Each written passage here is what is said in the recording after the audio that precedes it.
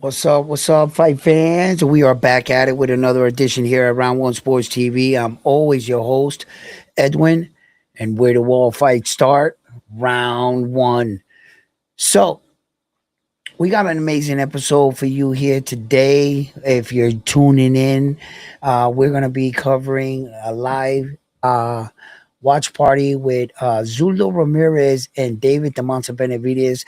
I have a lot to talk about in this fight. I'm a little worried right now for David the Monster Benavidez, actually. Um, so a lot of fights already have kicked off the card. We just saw Flores here win his fight. Wow, that was a back and forth affair right there. Flores and uh what's his name again? I forget his name. Sorry there. But they just had a nice little fight there. It'll come to me in a second. So tune in, lock in here around One Sports TV. Don't forget to hit that like button for me. Subscribe to the channel. Oh, and we have an announcement to make. So stick around and join us here at Round One Sports TV as we get this episode kicked off. Let's go.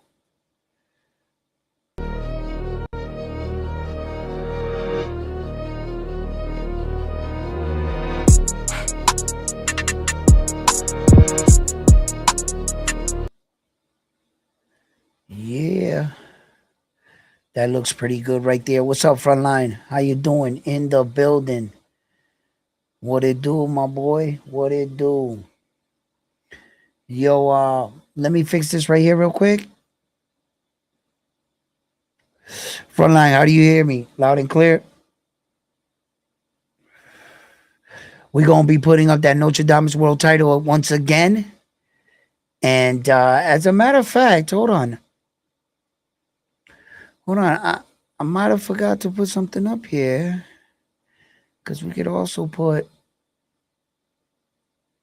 Is this the one? Here we go. Let's lock this down.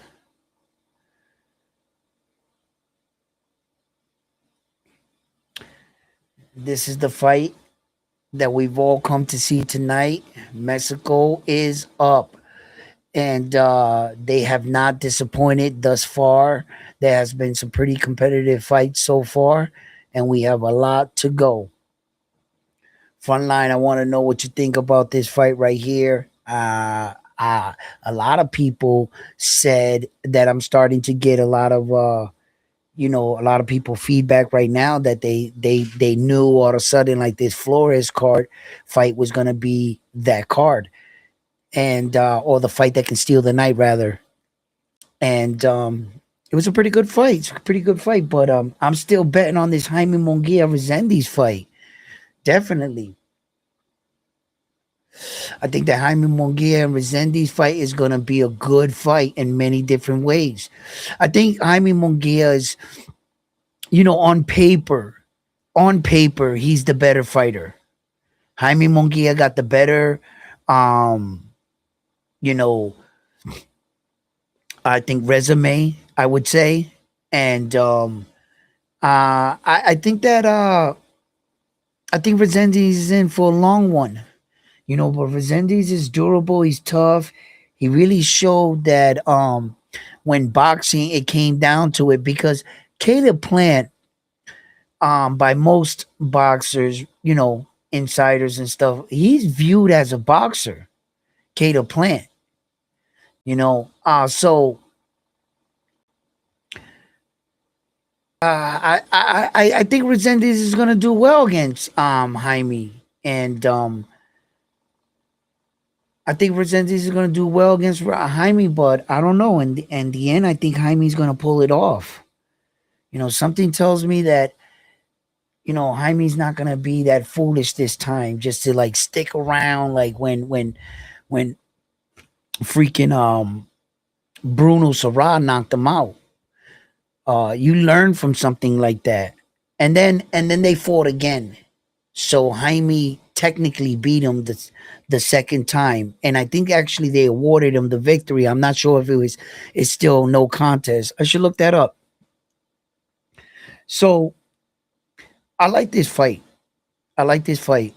I think that Jaime Munguia, man, for the most part, he is the better boxer. And I think I'm gonna side with him. Resendiz, man, listen, he's nobody's, you know, stepping stone.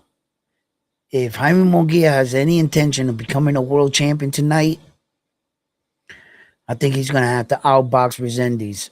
And that's gonna be a tough assignment. You know, Jose right here, Sanchez, and Jose and Sanchez now. Is that the fight that's in here now?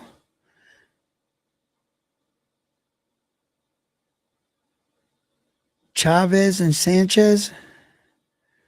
Yeah, I think that's the fight that's in here. These are the guys. Yeah, there's their names right there.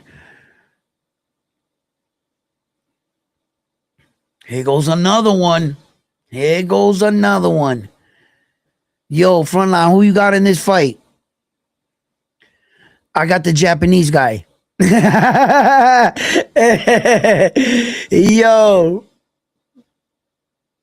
they got polls in here going out. Who do you guys think is going to win in this fight right now? Jose Sanchez, Jose Tito Sanchez. He's 15-0 with 9 knockouts. 15-0 with 9 knockouts. He's undefeated. He's undefeated.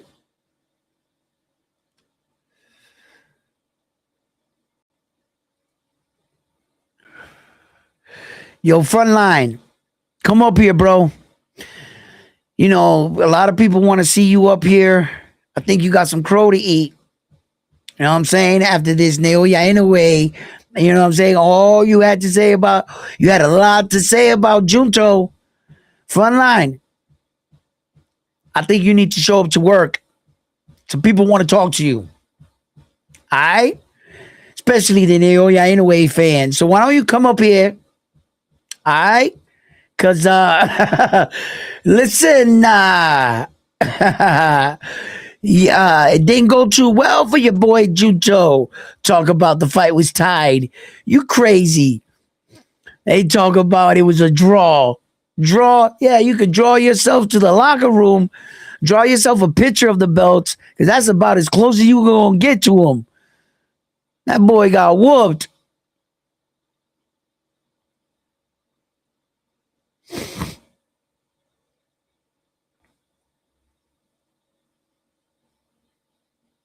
Hold up. I put it on the wrong thing. Okay, I can fix that. And this fight is kicked off right now. We're in the first round with Sanchez and Chavez. Chavez just landed a nice straight.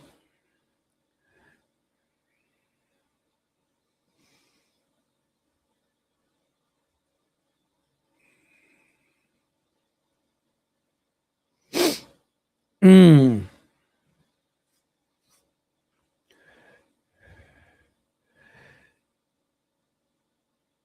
Sanchez pulls out 2 jabs right there. Chavez answers back with 1-2 of his own. Both fighters feeling out the other fighter.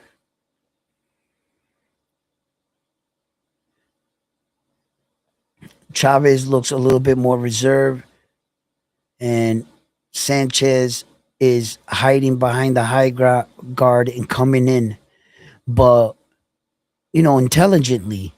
He's not by no means sloppy with it at all.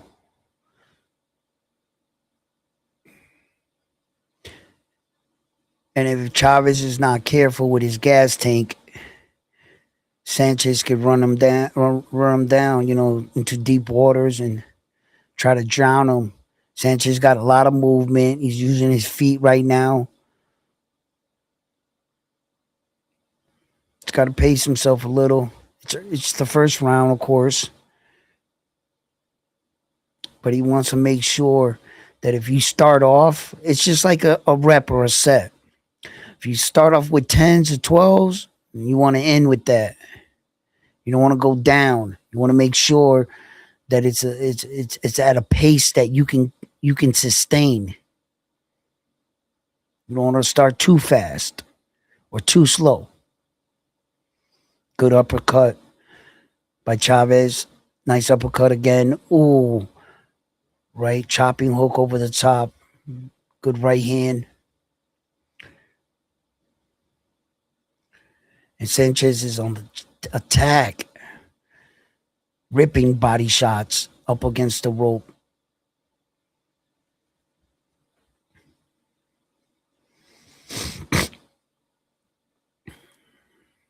Chavez is doing good right here. He's picking and choosing his moments.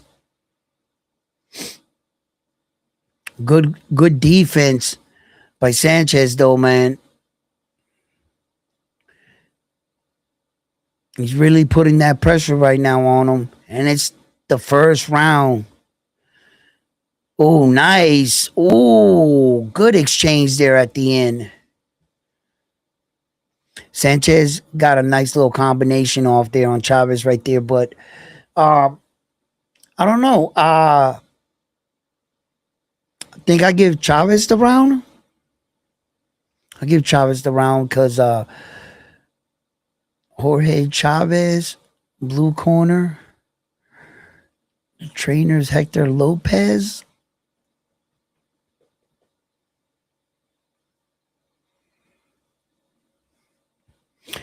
I'm just someone. Yo, what's up, Frontline? Where you at, bro?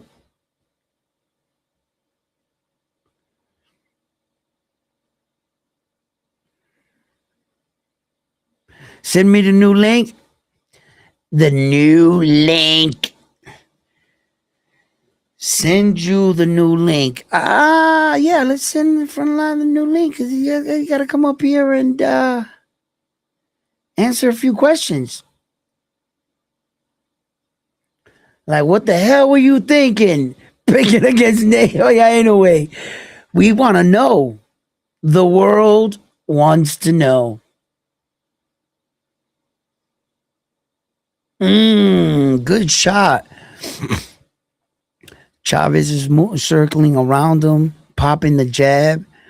Sanchez is doing his thing. Pressure, pressure, pressure. Moving in with the high guard. Kind of like Tank Davis-ish. Like Tank Davis, you know what I'm saying? All right, let's give homeboy here El Linko. You guys know this guy, Frontline? Is he cool?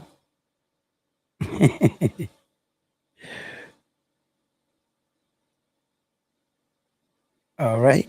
Bam. Ooh. Chavez caught him with a nice shot. Little low blow there. Little low blow. I sent it into the what's up chat. There's Frontline. There you go. Frontline. What it What's do? up? Wait, what it do? What's going on? Man, you tell me. Yo, how was your pick? Which one? The first fight, Mexico down bad. They lost already to start the card. What's going on with Mexico? It, Mexico down bad. that was a bad one. That was a bad one, yeah. But what happened with Junto Nakatani and Naoya anyway? How'd you do? How'd What you are you do in talking? that fight? Why you bringing up bullshit for though? Bringing up bullshit. Why you Fuck bringing bringing up up Yo, bullshit. OC You the gotta eat OC the some boss in the crow. You building. gotta eat some crow. Hold on, let me shout Alright? out the chat before you start bringing up old shit. OC the boss is Yeah. in the building. He said it says member for 1 month level, pound for pound message round one. Just shooing through to hit the like button and show my respect, That's what's champ. up. That's what's up, champ. I What hope that leg is getting better, bro, because I'm about to piece you up in a few months. You know what I'm saying? I hope that leg gets better. All right, read the yo, chat.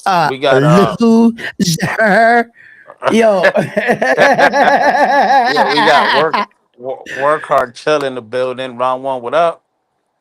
Um random clip says hi.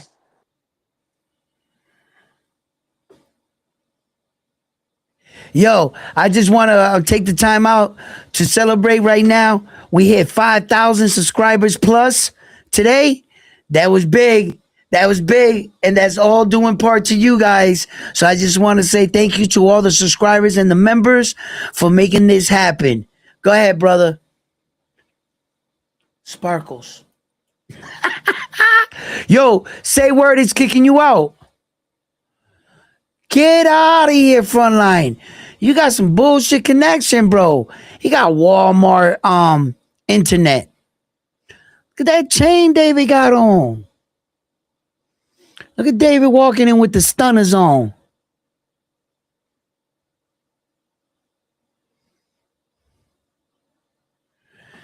Damn, Frontline. Where you at, Frontline?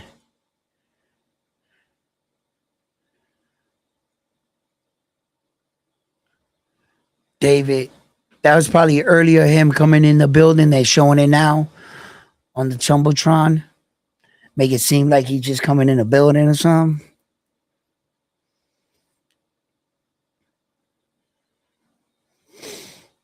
Damn, I don't got Frontline up here.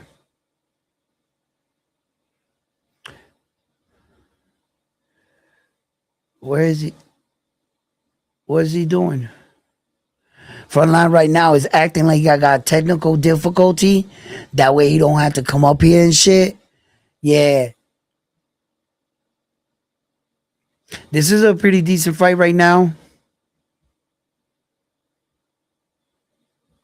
I think that this main event is got me a little concerned with Zurdo, Ramirez, and David the Monster Benavidez. I've been talking this over even with a couple of fight fans and even my co-host Frontline. We were talking this over, and I was trying to get him to realize what I was talking about the 25-pound jump from 175 to 200. That's 25 pounds right there. Just that 25-pound jump alone. David the Monster Benavidez didn't even make that. He came in at 196.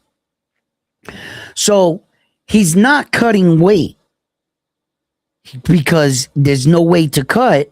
When you came in at 190, you're 4 pounds underweight. You didn't have to cut weight.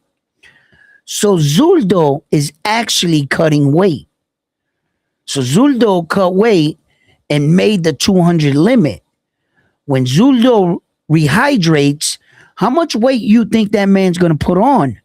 About 23 pounds. So you're putting on, David the Monster Benavidez needed to put on 25 pounds, plus put on an additional weight to cut weight, but he couldn't even make the weight. So what are we actually talking here? How much bigger is Zurdo going to actually come in on David the Monster Benavidez? And in that regards, right? Zurdo has 30 knockouts. I'm not sure if you guys understand, like, this big weight jump.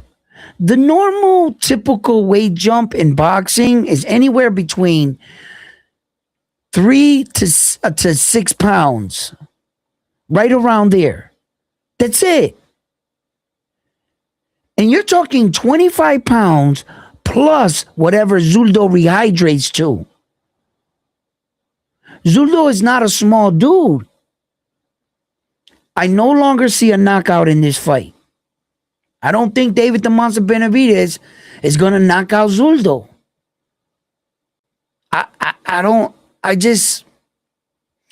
Zurdo's not a little dude. I mean, there is a possibility, accumulation of punches, taking a lot of damage, Zurdo being too big. Look at how big he looks walking into the building. He's about 230. He looks big. Damn, he looks big though. So I just accumulation of damage, depending on how much damage David the Monster Benavidez can inflict. He puts enough damage on him. Now we talking. But I don't think David the Monster Benavidez is gonna possess the kind of power that's gonna put Zurdo down. You know, David Morrell stood up to David the Monster Benavidez power. He didn't finish Caleb Plant, did he? I mean, that was a badass whooping, yes, a real bad one. But he didn't finish him. So what are the odds that he finishes a much bigger guy? Let's realistically think this through. The only way I see this fight winning for David the Monster Benavidez is by decision. It's going to be a split decision or unanimous decision. Not sure. Majority, I think it'll be a split or it's just going to go one way, unanimous. It's going to be one of those kind of nights for me. I'm nervous for David the Monster Benavidez, actually, of losing this fight. What happens if he loses? What happens if Zurdo wins? What happens if Zurdo loses and David wins? What does this mean for Mexican boxing and boxing in general? Where this, would boxing be in better hands if Zurdo won? Or would boxing be in better hands if David the Monster Benavidez won? I'm nervous for this move for David the Monster Benavidez. I like David the Monster Benavidez. I think that his time is now. His time is now. He's been hiding, or not hiding, should I say, standing in the shadows of Saul Canelo Alvarez far too long. He's got to break away from that fight. That fight is gone. That fight is done.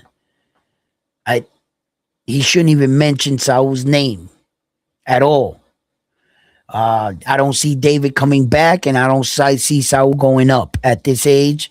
Let's just let that fight go. It never happened, bro. It's not going to happen. So let's stop putting that pressure on David like his career is based off Saul Canelo Alvarez. David the Monster Benavidez right now has to defy himself as the kind of fighter he's saying he is.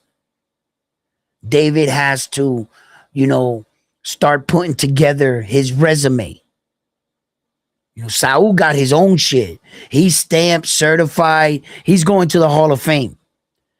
You don't need to write his coattails to write your legacy. But I tell you what you do need to do. You need to be Zurdo tonight. That's a fact, Jack. David the Monster Benavidez doesn't beat Zurdo. What do you think the boxing world's going to say tomorrow morning? Honestly, what do you think they're going to say? What happens if he beats him? Right? What do you think they're going to say? Does any of these guys go on the pound for pound list for this fight?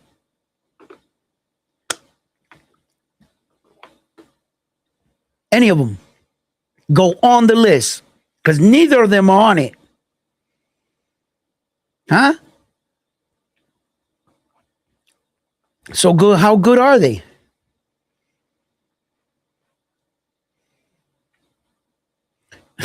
Listen.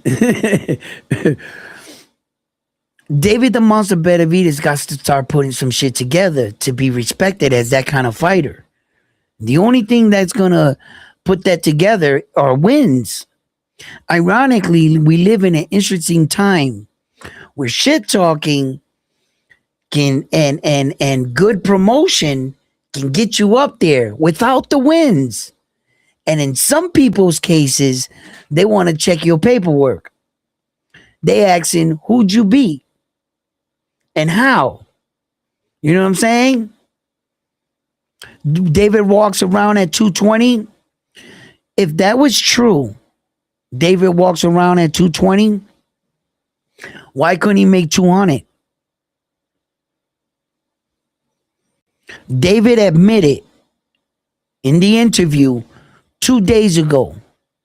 He admitted in the interview. He said, this is the first fight I didn't have to cut weight. So he told you he didn't cut no weight. He ain't cut no weight. So where's this 220 you're talking about? Where's it at? Or are you repeating something somebody allegedly said and it just stuck? You know what? David does walk around 220. How the fuck do you know that? Who told you that? Were you next to him on a scale? Because apparently, you know what I know? David himself told me, yeah, I didn't have to cut now 1 pound. Now 1 pound. I got in shape, trained, and boom. Now, if you're saying he walks around 220 and then he got in shape and trained, no, no. Mm-mm. You're not gonna. If you were actually 220, you would train at 220 and then cut the 20 pounds or so the day of the fight. Rehydrate, go back to your 220, just like Zurdo's doing. Zurdo's walking around 230, 240, somewhere up there. He's cutting the weight to get to the 200. If you walk around at 220, you should have trained at 220, cut some weight, make the 200 mark, then replenish. This way, you walked into the fight 196. And to tell you the truth, David the Monster Benavidez, his physique, he looked fat as hell. With all that, looking flat, fat, a little sloppy around the waist. He never had like a athletic body, so he's got kind of like a boxer's body. So I give him that, David the Monster Benavidez. But with all that, he still didn't make 200 pounds. With all that, he looked fat, sloppy around the waist. He still didn't make 200. 196. What is David rehydrating to? Nothing. If he didn't cut no weight. It's not like he went back there, cut mad weight and missed the mark. Damn, we cut over 4 pounds. Man, no. I don't know, man. Zurdo ain't no slouch. Did you see that footage with Zurdo and David the Monster Benavidez sparring? Did you see that? You did notice the obvious in the video, right? Whether or not who you felt like was getting the best of the work, you did notice they were both fighting. That both of them were connecting. And Zurdo didn't look that slow like they're claiming. You did see the video, right? The sparring video. No matter who you think was winning in the exchange, Zurdo was touching David the Monster Benavidez. Yes or no? Now, take away those 16-ounce gloves, the headgear with the bar. Take all that out of the equation and give Zurdo the 25 pounds extra. That's just a spitball number. I'm not even sure it'll be more or less. That's just a number. We'll find out later what he comes in at fight night.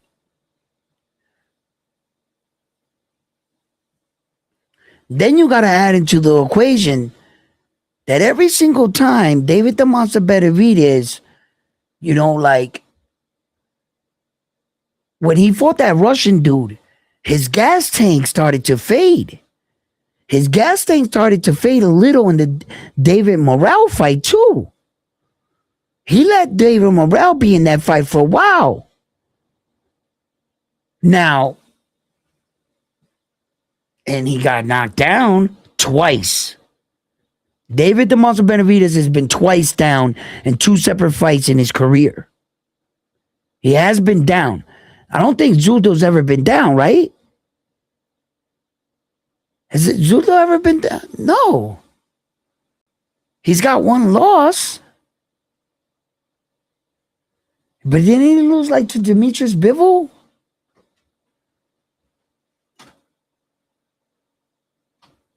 So, I'll open mine later. All right, that's mine. My wife and the fortune cookies. We had Chinese food tonight. Sorry, gentlemen. But she won't let me until I open my fortune and read it to her. You know, apparently, those are our winning numbers. Those are the numbers we need to play in the lottery. Listen, bro, Davis is a big dude. It would be difficult. Definitely be my guess that he's definitely walking around at, at about 2. I would think he would be walking around that, but he just he I don't know, man.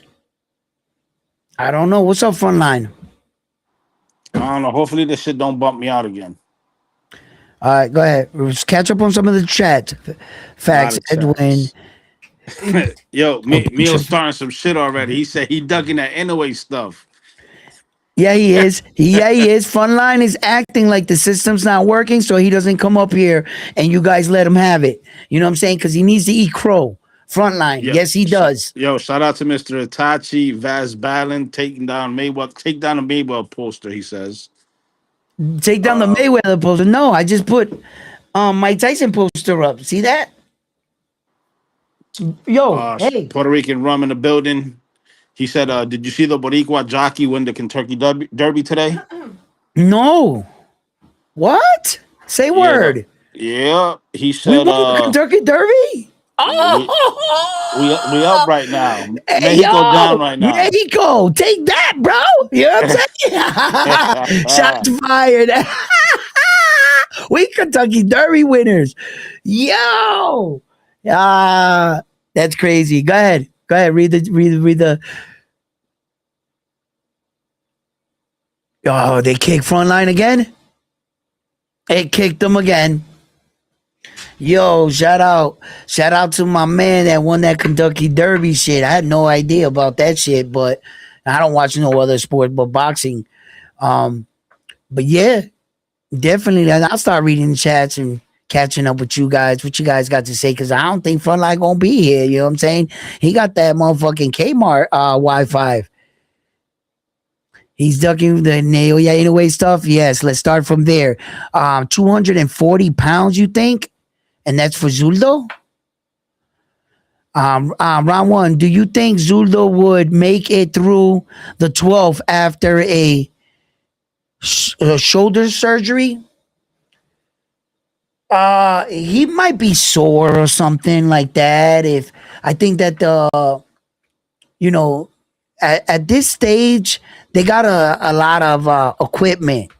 You know, pro life is that shit. Did you see when David the Monster Benavidez went into that tank and Frontline called me and was like, "Ain't that cheating, bro?" It's like, replicating the altitude of training high altitudes so that you run with your lungs type shit.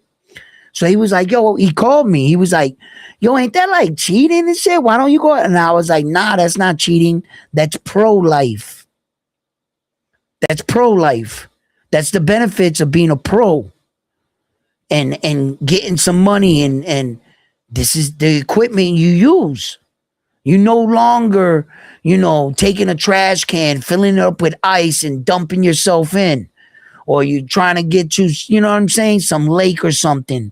You out there, no, you got pro equipment now. You got these decompression chambers and saunas and et cetera, and treatment. So a lot of this treatment is like, for these athletes, it's pretty freaking advanced and good. I think that shoulder's going to be fine. I don't think he would have took the fight, Zurdo. I think there's too much on the line for him. And I actually think that Zurdo thinks he can beat David the Monster Benavidez. It'll be a good scalp. And it would. It will. I think that Zurdo's shoulder's going to be fine. He'll make it to the 12th round just fine. If not, be winning in the fight. Ten cuidado. Mexico. Ten cuidado, bro. Listen, if I was you guys, bro, from cousin to cousin, bro, Latin fighters, man, Just rock, enjoy the night. May the best man win. You guys is going to win. You know what I'm saying? I don't like when they try to divide you guys like they try to divide us. And I'm just trying to give you advice on the fact that yes, you can pick. It's cool picking one guy and rooting for one guy. That's all good. But at the end of the night, support your country and be proud for both men. Whichever one is to win, be proud for him. Let him have his moment. Viva Mexico. You know what I'm saying? And that's just from one Latin brother to another. We joke here, we take shots and shit, but it's all love. I could do that with my Latin brothers. You know what I'm saying? And they don't take it personal. We don't. We have a lot of fun here. We're not like all those other channels. You can come here, speak your mind, and we could talk. We could talk real boxing. And I listen. I'm just nervous for my boy David. What do you guys think? What do you guys think about the Jaime fight? What do you guys think about this card in general? Let me know. And where are you watching from? Where are you watching from? Most importantly, Yo, um, I had David this whole time, right? you had David the Monster Benavidez. The whole time, but I don't know. We'll see. We'll see ring walk time. I might have to switch up here Whoa. because there's a lot of factors like you mentioned that come into play, bro. 25-pound weight gain. He's never fought in this. Yup. I think we just lost Frontline once again. Uh, this is a damn shame. But you think by what? Um, by the sixth round or so, Zurdo ain't going to be able to lift that arm. They're going to hit that man with a cortisone shot. You know what a cortisone shot is? You know what that is? He ain't going to feel that shoulder. He'll feel it for weeks afterwards. That shit's going to be messed up, right? But they'll hit him with a cortisone shot in that shoulder. He ain't going to feel shit. He ain't going to feel shit. And if he was smart, he would wait until the night of the fight to do it, which would be tonight. Take that shot in your shoulder. You're good. You're good. And the boxing, they'll approve it. They'll approve it. You can get one of those shots.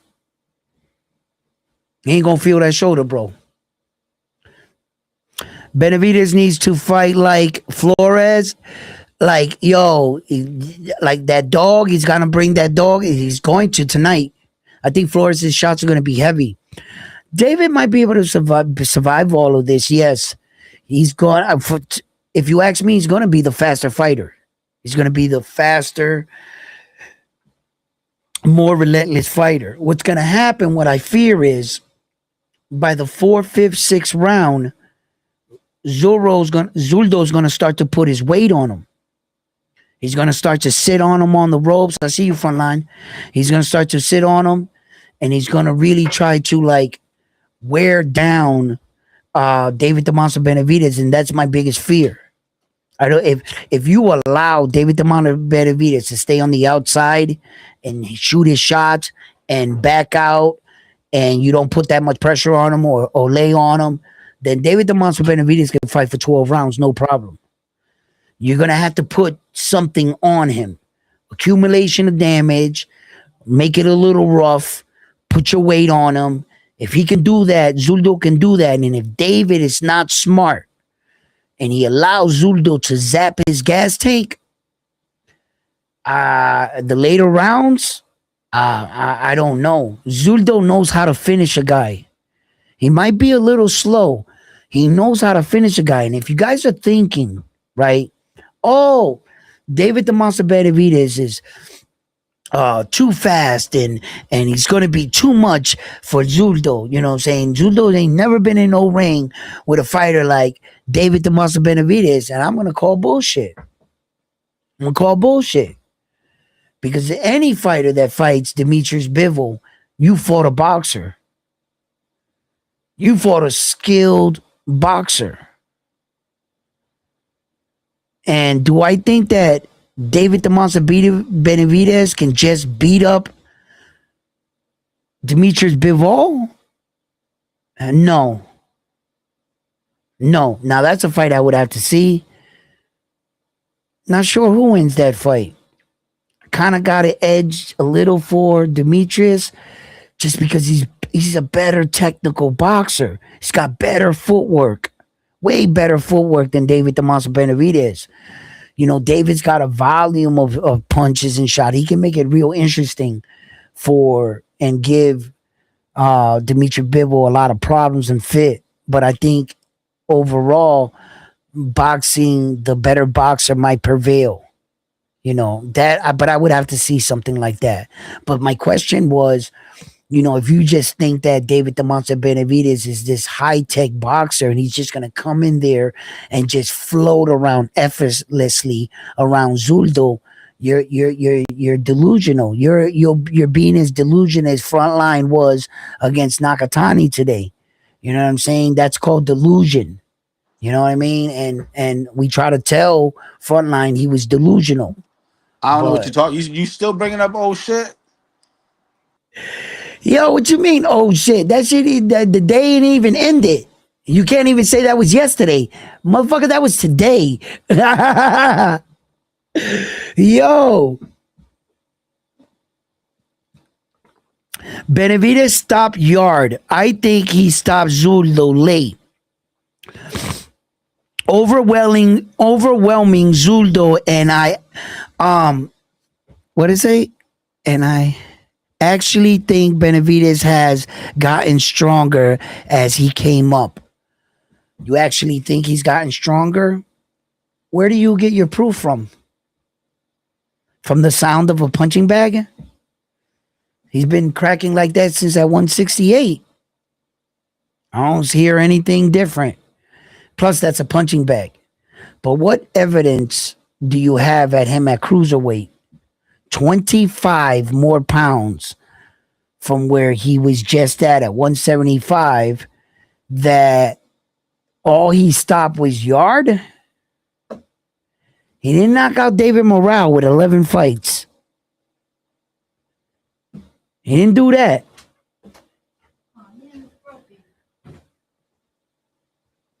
You see? So, Zurdo is just a much durable guy than David Yard. I mean David Yard, than Yard, and he's just much more durable. Listen, I don't. If David the Monster Benavidez couldn't knock out David Morale, bro, this is a back and forth fight here with Sanchez. This is an awesome fight, bro. They are banging it. That's a pretty decent fight right there. If he couldn't knock out David Morale, he's just not. I don't think so, guys.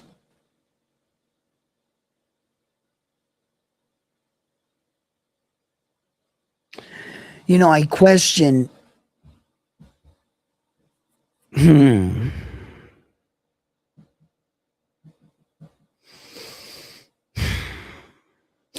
that's a big fucking weight jump, bro. That's getting that. I just can't go around that.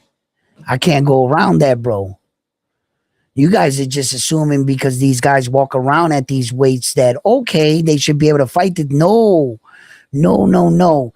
You mean to tell me that you're a professional fighter that conditioned his body to cut weight? You never actually fought on fight night in any of these weights. So let me tell you something. Why do you cut weight and why can you fight better when you cut weight? Right? Not unless you abuse the system and now you're too big. You're cutting too much weight. Now it's not healthy. But have you ever cut weight or ever noticed that when you were heavier, when you got lighter, you were more agile? You were more flexible, looser, everything. So by training at a higher weight and cutting weight, right? What happens is this. You don't train at your cut weight. You understand? You don't train at that size. You train heavier. so that when you get the weight back on, you're a little bit more, with it, right? Okay. What happens when you cut too much weight? Your body doesn't get all the water back to all your vital organs. You can get knocked out faster, right? Okay. That being said, it's just like training equipment, cutting weight, same concept. If you train with 12-ounce gloves and on fight night you use 8-ounce gloves, your hands gonna feel fast as hell, ain't they? Did he drop him? No, that was a trip. That was a slip. That's a slip. Oh, he's on his ass. He's on his ass. Whoa! He put him down, and Chavez goes down. Chavez goes down with 46 seconds in the 10th round. Holy shit! Chavez is hurt. He's hurt bad. Oh no! I mean Sanchez. No. Wait, Sanchez. Did he call the fight? No, Chavez lost. Sanchez won. What? Yo! Nice. Nice knockout in the 10th round.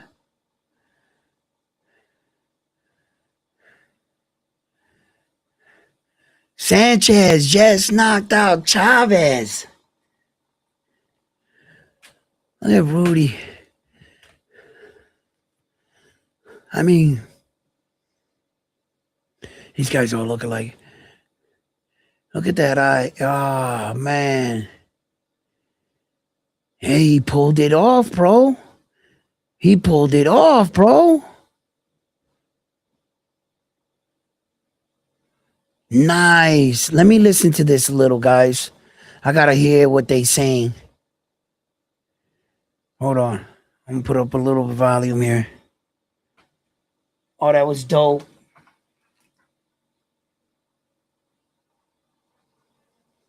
Damn, he was out on his feet.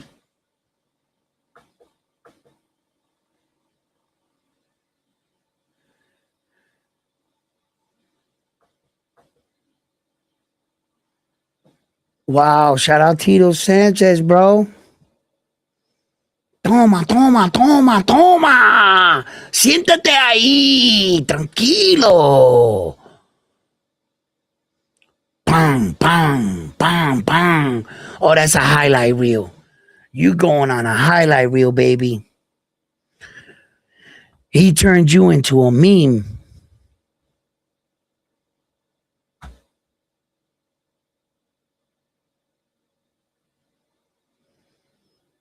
He said he had his number in the amateurs and he got it in the pro ranks. Damn, man, he was hurt. The rope choked the shit out of him.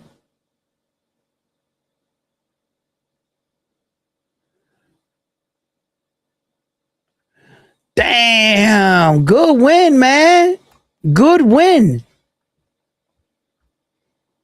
Shout out to the chat. Don't forget to hit that like button for me, man. Hit that like button for me, guys.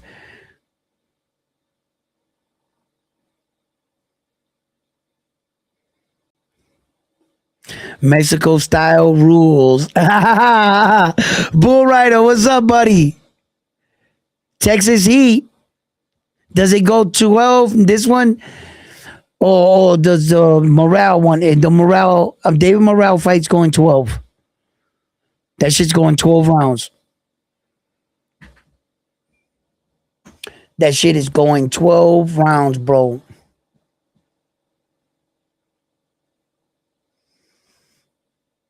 Man, this is a dangerous fight. I don't want to see Dave the Monster Benavidez lose, bro. I don't. Damn, man. He should have took a fight in between. Here comes the fight. Now this is the fight that I said has the potential to steal the night. No, this is Frontlines guy. This is Duarte.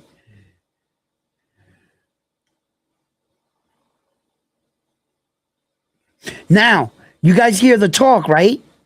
That if Duarte wins this fight, he's gonna fight his stablemate, Adolfo Delgado, and they're both trained by the same coach, Robert Garcia.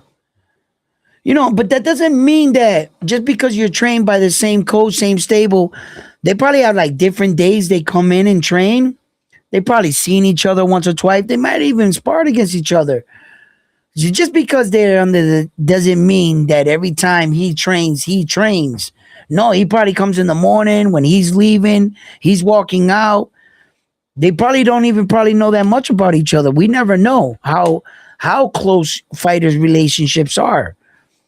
Sometimes I just go in the gym and I know you, but I don't know you. You know what I mean? Like you don't go to a gym to make friends.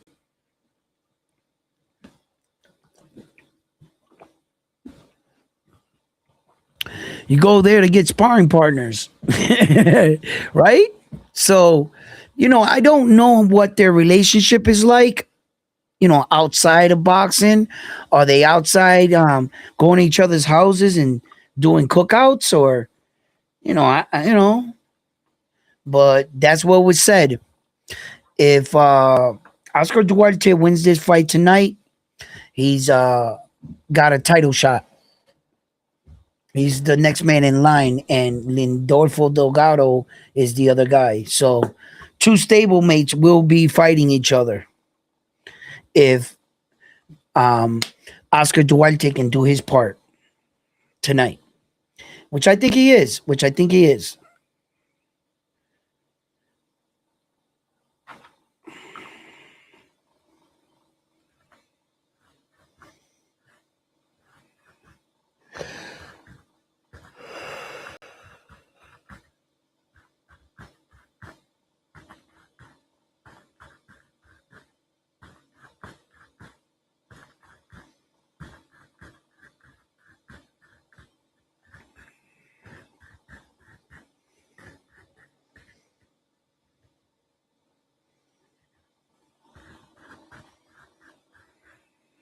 Joel Diaz is his trainer. Joel Diaz is the same trainer of Roman Cardenas and NJ Agmedalia.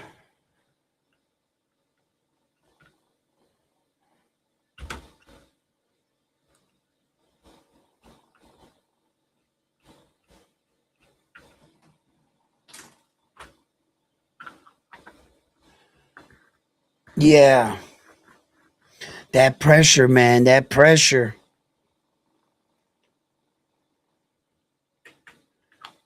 Sanchez was kept digging downstairs to the body. Sanchez kept throwing punches all night. And then, like they said, they fought in the amateurs and he beat him in the amateurs, right? When you beat a guy before once or twice coming up, you just feel like you can beat him.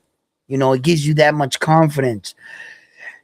It's up to the other fighter to take that confidence away from you. So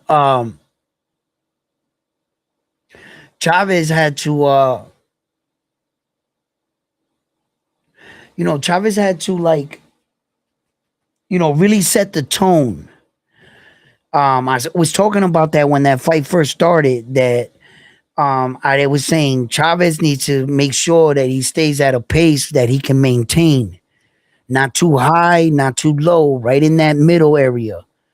Where that, like I talked about, if you're gonna do like 4 sets or whatever, pick a number that you get them 4 entire. You don't want to go down. Because now you got to the 4th set or the 3rd set, you can't even get 10 anymore. You're trying to get 6. Well, then 10 wasn't your number. Your number could have been 6, 7. And you could have did the 4 sets and kept it consistent. But you wanted to start off like a tough guy and try to do like the ultimate, the top number of that you can, and you weren't able to sustain. Same thing in boxing. That's what I talked about. I said Jorge needed to I wanted to see, can he keep this pace? Look at highlights of Resendiz right here.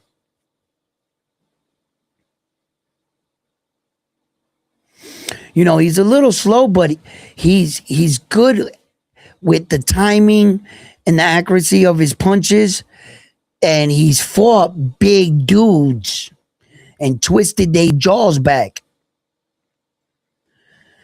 Y'all think Zurdo is just this pushover, bro? The dude got one loss. Everybody talking like he's Frankenstein compared to David the Monster Benavidez. I don't know, guys, man. I'm worried for y'all.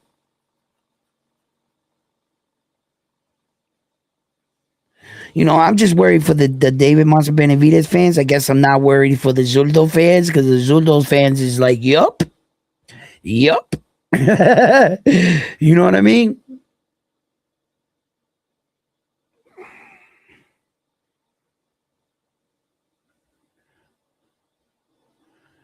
Man, Zurdo, I don't know, bro. I think what buzz is that? What would I say? Sorry.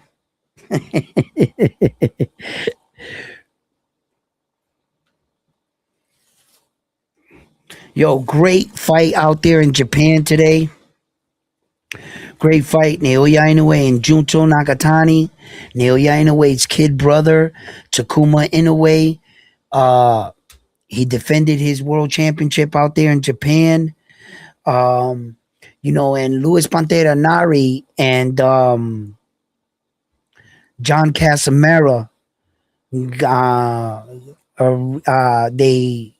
they fixed the schedule on the fight, so they're gonna go back and they're gonna fight in June. In fact, and they're fighting in Japan. Where else? Japan, right? Because that's the place to fight. That's where the money's at for these little guys. Japan is like Las Vegas for the glamour divisions. That's what Japan is. So out there in Japan, Junto Nakatani and Naoya Inoue went out there and had a masterclass performance. It was real kind of like joust. It was kind of like, two professional jousters, neither guy wanting to overcommit, neither guy wanting to do more than what they needed to, than what they worked out in the gym, because there was too much at stake, too much on the line. There was a lot of smart boxing going on in that ring. It was kind of the art of hit without being hit. You had two guys with explosive power, dynamite in their hands. So, neither guy could take that risk, because the wrong move and it's night night, baby. Night night. So, shout out to both Japanese fighters, man. I saw a real masterclass performance in boxing. They showed different levels to their game. A lot of patience, timing, accuracy, accurate punching, and versatility. I saw both fighters have to adapt.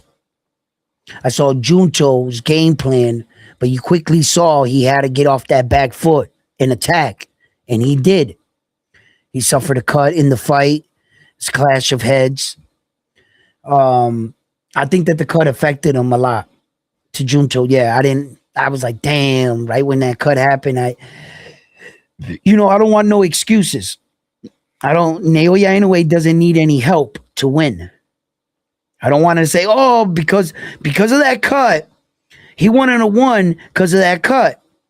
Tim Tszyu, Sebastian Fundora. You've seen what they said, right? Okay. But, I love Junto. I love competition. And he wasn't getting any sympathy or pulling on my heartstrings over a cut. Of course not. Every fighter must endure. Every fighter must overcome these kind of challenges. This shit happens in a fight. Do you think Nonito Donari felt pity for Naoya Inoue when he shattered his cheekbone, his orbital bone?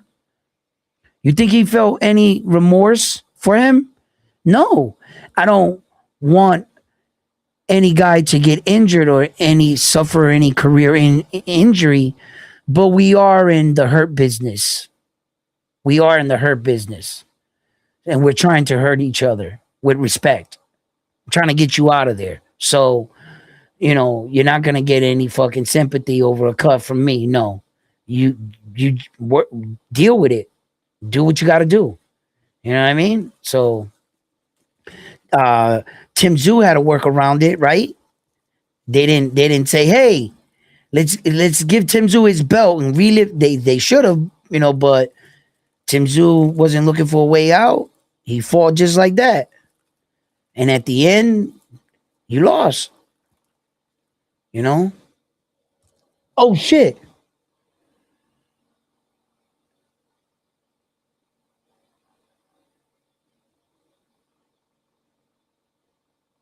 My bad. Moment of silent time.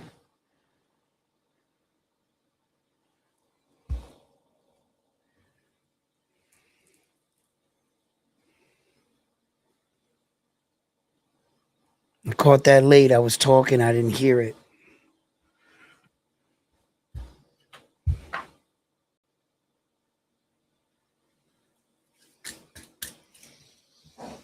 Oh, come on, babe. Why you? She does this to me all the time. Hold up, gentlemen.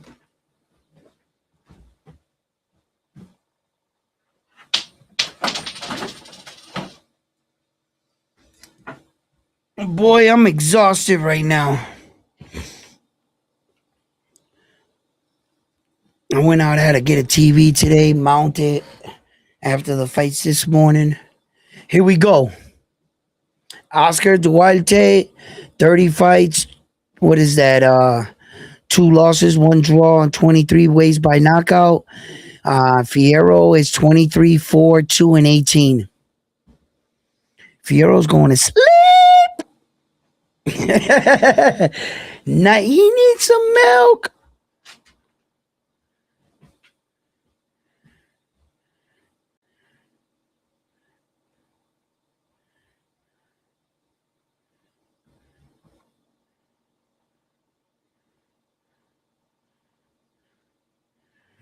None of you guys would have heard any of those sound effects, huh?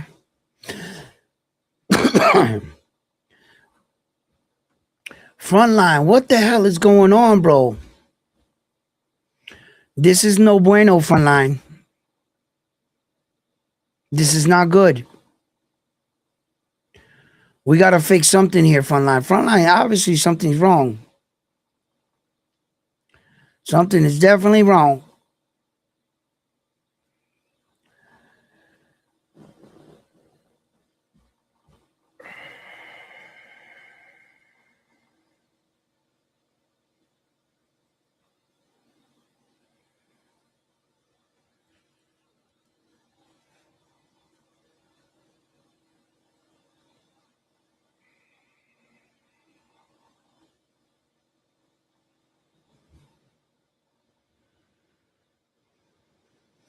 Hernandez versus the Monster in September. I'm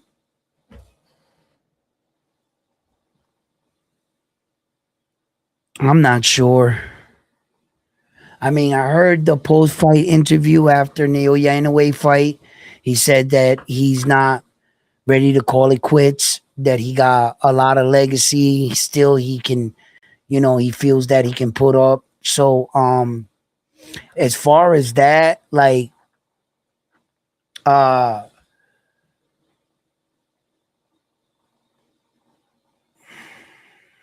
let me see. Who else you think is going to be able to fight this dude, man? What up, Frontline, bro? Try it again. If you did have first succeed, try again. What what I'm what already. exact I'm already. what exactly link are you using? The one you sent me on the one you text me. Yeah, I'm telling you, I should just refresh that whole shit. You told me not to, so Hey, shout out to Mexico boxing number one in the building. Tito Sanchez barely got hit and has great stamina and super strong and has a chin plus hits hard too. I wouldn't say he didn't barely get hit, He said but he got hit. Low key says Tito Sanchez was monster in September. Question. That's what I Tito, said. I'm not Tito sure. Sanchez would beat the shit out of in a way. Stop it. But yo, did you see that performance he just put on?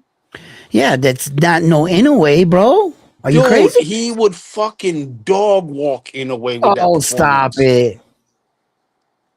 Listen, you got to eat crow for going against Inoue. You Hey, said that about the last guy that was going to fight Inoue. You said that about the last guy that fought Inoue. And you said that about the last guy after that. You're like batting a zero against Naoya Inoue in all your predictions. So, Frontline, every single time, it's the next. You know what Frontline does? listen, After the Naoya Inoue fight, he goes, "Yo, I'll give him his credit. He's good. He's good." As soon as yo, they say a name, that guy's today, gonna beat him. today, Junto got robbed. Dear God, don't be Junto, lying. yo, Oh Junto, my yo, God. what, yo, 116 to 112. That fight was more like 115, 113 in Junto's favor. Oh my God. I'm glad you're not a judge. You hear this bias shit? Hey yo, Chad, give it to this dude, bro. He lost. He needs to eat Junto, crow. Frontline did not pick, not even the close prediction. Not he wasn't even close. I was like, Frontline, who you got? He said the Russian guy. I was like, Frontline, pay attention. They're both Japanese. Yo, yo, listen, Frontline's down bad. Frontline is down and if he bad right goes to now. 26, if he goes to 26, and If if Angelo Leo, Espinoza, El Divino, and Shushu, and even the Heartbreaker, all beat Inoue. That's why Inoue's trying to stay at 22 to if avoid all that if smoke. if my aunt had a dick, she'd be my uncle. You know that, right? If Yeah, stop it, bro. Yeah, there's a lot of ifs, bro. If there ain't no man, come on, bro. He's the best. He's the fucking best. You hating on him. You know why? Because you can't figure it out. You know what it is, Frontline? I'm starting to realize you can't pick greatness. You can only pick Maso Mano. That's why you got Shushu, huh? Maso Mano. Yo, Oscar Duarte looks crazy. He looks like he wants to kick somebody's ass. Look at him. I hope he's not anxious and walks into something, bro. You know when you could be a little too ready? You know that yo, my man shaved his head. He ready to go to war. Uh-oh. That's a man that ain't got nothing to lose. He shaved his head.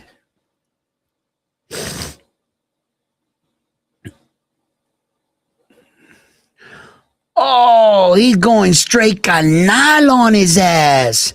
Pinche vato. He's going straight vato loco on that ass. Let's get it. Ooh. There's a little quick jab there already. Fierro.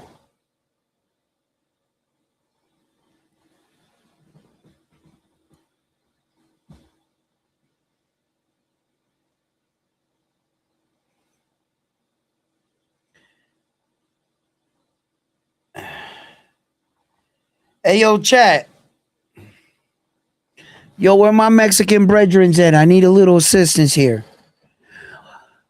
Both these dudes is Mexican born fighters or any of them American Mexican? I don't know if Oscar don't even speak English, right? Well, he speaks a little bit. Isn't his wife his translator?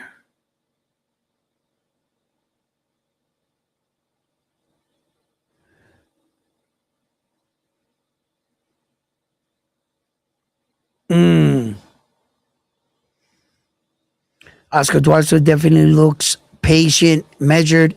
We're in the first round. Oscar Duarte versus Figueroa. Timestamp 1 minute and 38 seconds in the first round. Figueroa's jab is nice, sharp. He's using lateral movement back and forth, left to right. He's not staying stationary or in keeping himself in the center line. He's got a lot of foot movement right now, and Oscar Duarte is being patient. He catches a 1-2, and Oscar Duarte is just pressuring forward, pressuring forward. Now he's starting to crosswalk, and here comes Oscar Duarte switching up the jabs, upstairs, downstairs, level changing with the jab. Oscar Duarte's popping the jab. Figueroa answers back with a jab of his own. Popping the jab. Big check hook from Oscar. He misses. Figueroa is moving his legs well, getting out of range from damage, keeping that hand up high, like he's making a phone call. Figueroa is popping the jab. Oscar Duarte is still measured, just looks calm. Oscar Duarte is just waiting for his time, his moment.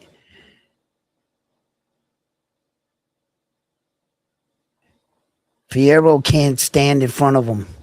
He's got to keep moving. Oh, he backed up in a straight line. He got caught. Good jab. Both fighters exchange jabs. That's the closing ending of the round. How do you guys have it so far?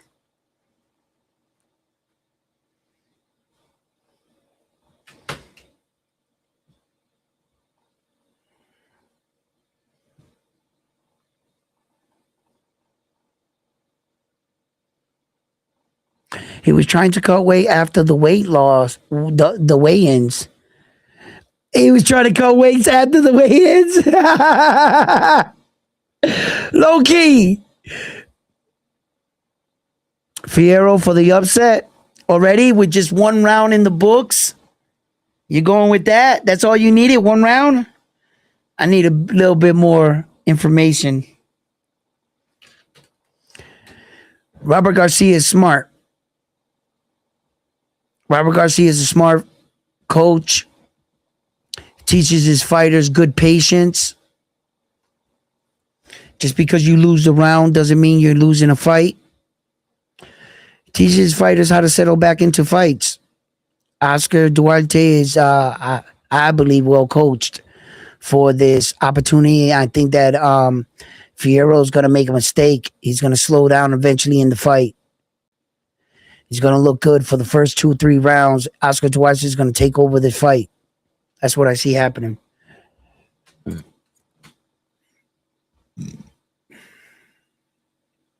Good shot.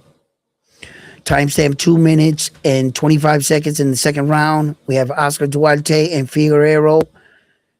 Right now, I don't like when Fierro is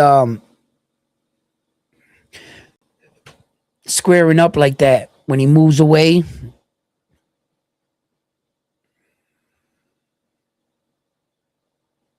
But he is far away, so really, just don't teach yourself bad habits. Look at Oscar De La Hoya.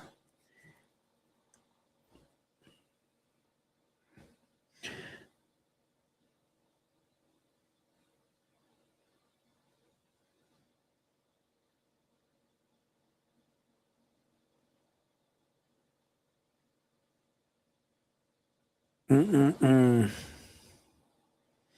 Sam Lukowicz. He's funny.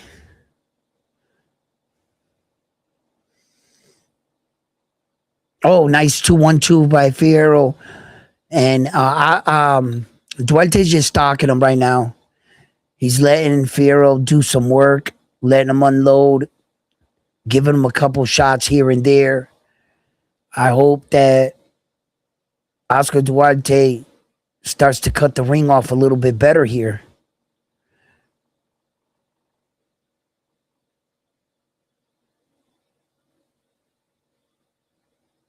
Come on, Duarte. Oh, Duarte gets tagged big over the top. Duarte's reaching now. Whoa, Duarte missing big. He wants that shot back. Piss Duarte off. Mmm.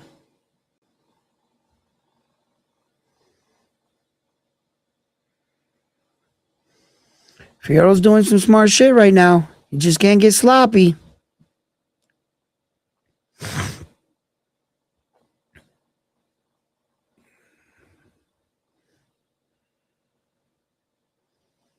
Oh, bold shot. Hey!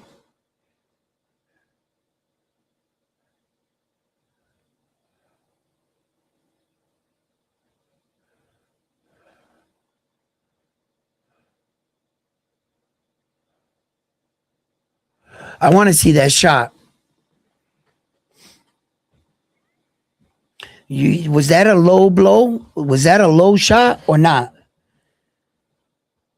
I got to see it again. Because I saw that he stopped. Okay, I think they're gonna show it right now. Let me check out this shot. Hopefully, the instant replay they do their job here.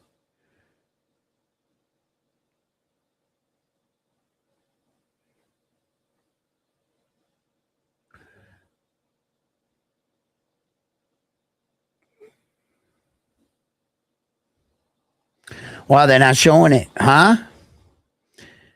Wait, here we go. Here we go. Here we go. Here we go. Here we go. Oh, bro, low blow.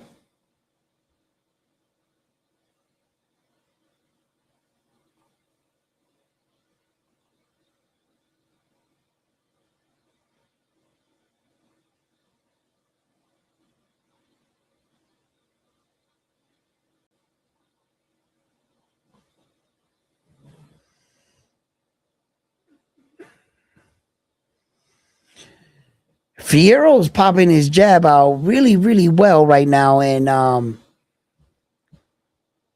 so far Oscar Duarte is following him around, but Oscar Duarte does not have his timing or his distance. He's not utilizing the jab even as a range finder. At least start to touch him in front of you. You know, pop, pop, pop to get that range so that you're not swinging and missing so big like Oscar Duarte is right now. He looks a little stiff for some reason. He doesn't look like now he's starting to open up. He did two strong body shots downstairs. Oscar Duarte looks like he's starting to attack the body, maybe to take away the legs of Fierro, take away his legs and stop some of that movement. Good uppercut by Fierro. Good block by Fierro, too, on the inside. Both fighters going downstairs. Oscar Duarte ripping body shots downstairs. More body shots. There's a little head clash right there, but neither of the fighters complained. Resumed the action quick. Fierro's popping the jab. Good check hook over the top. Oscar Duarte lands with his own check hook, partially blocked. Fierro is moving from side to side. A 1-2 upstairs to Oscar Duarte. Blocked by the guards, but I know he felt it. Oscar Duarte moves in with a three-piece combination. He hit Fierro up top, but Fierro rode with that shot. Really took away the power of the shot. Didn't land flush. And here goes Oscar Duarte popping the jab. Fierro answers with a straight right of his own. Hits with a little sneaky uppercut on the inside. And Oscar Duarte opens up. Fierro can't stand in front of him. He's got to use his feet. Notice Fierro is not moving as much already. Oscar Duarte. And look at his legs. Look at Fierro's legs. They don't got that hop, that bounce. It's only the third round. Nice shot by Fierro. Nice big shot of the top. Oh, here comes Oscar Duarte against the rope. Fierro said, fuck that, and backed him off. Fierro's actually doing good in this fight, but he's headed for a loss. His body language is not good for me.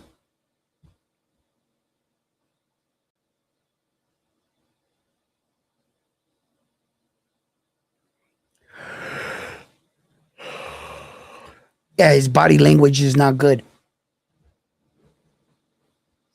Look at David the Monster Benavidez with the Cardis on.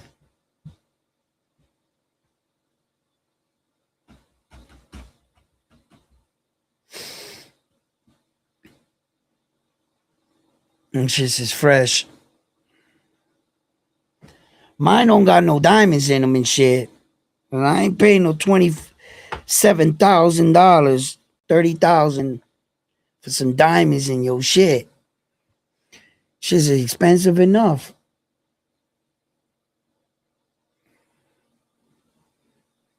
All right, I'm gonna have to go with David the Monster Benavidez because he's got the Cardis on. You know what I'm saying? That's it. That did it for me. That would be a real dumb way to look at fights now, wouldn't it?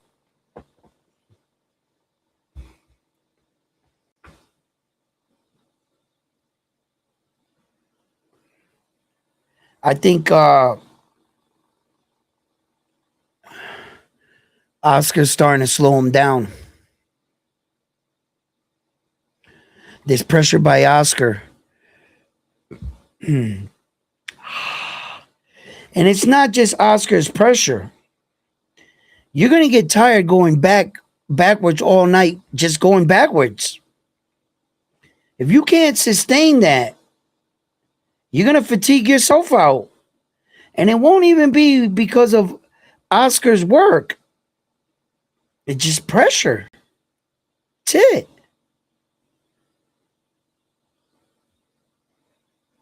Oh, Oscar. He's got him on the ropes right now.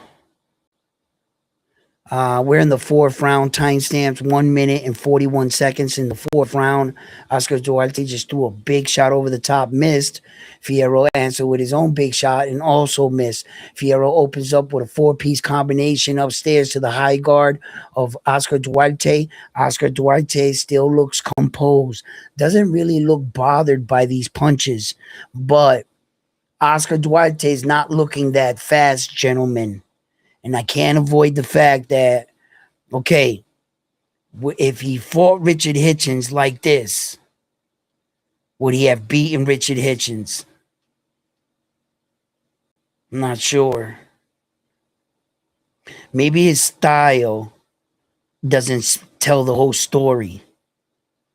I wonder how heavy Oscar Duarte's punches are. What he lacks Fierro caught him with a nice 1-2 over straight down the middle.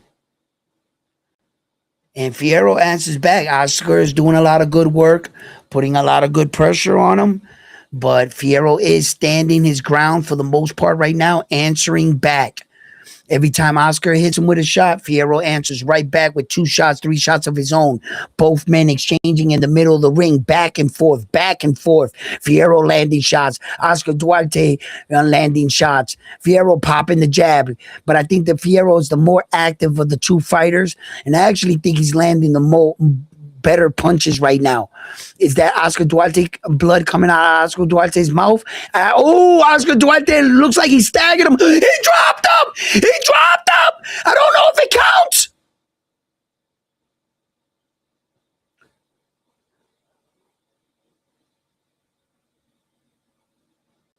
Oh shit. He got a 2-for-1. He knocked down Fierro and the referee. I'm not sure. What is he saying? I told you, Fierro was gonna it was gonna look good for a little bit right there. I said it looks like a recipe for destruction. I didn't like his body language. I didn't like Fierro's body language.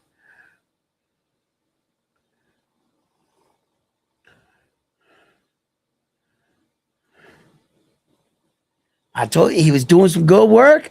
I said, but yo, this is a recipe for losing.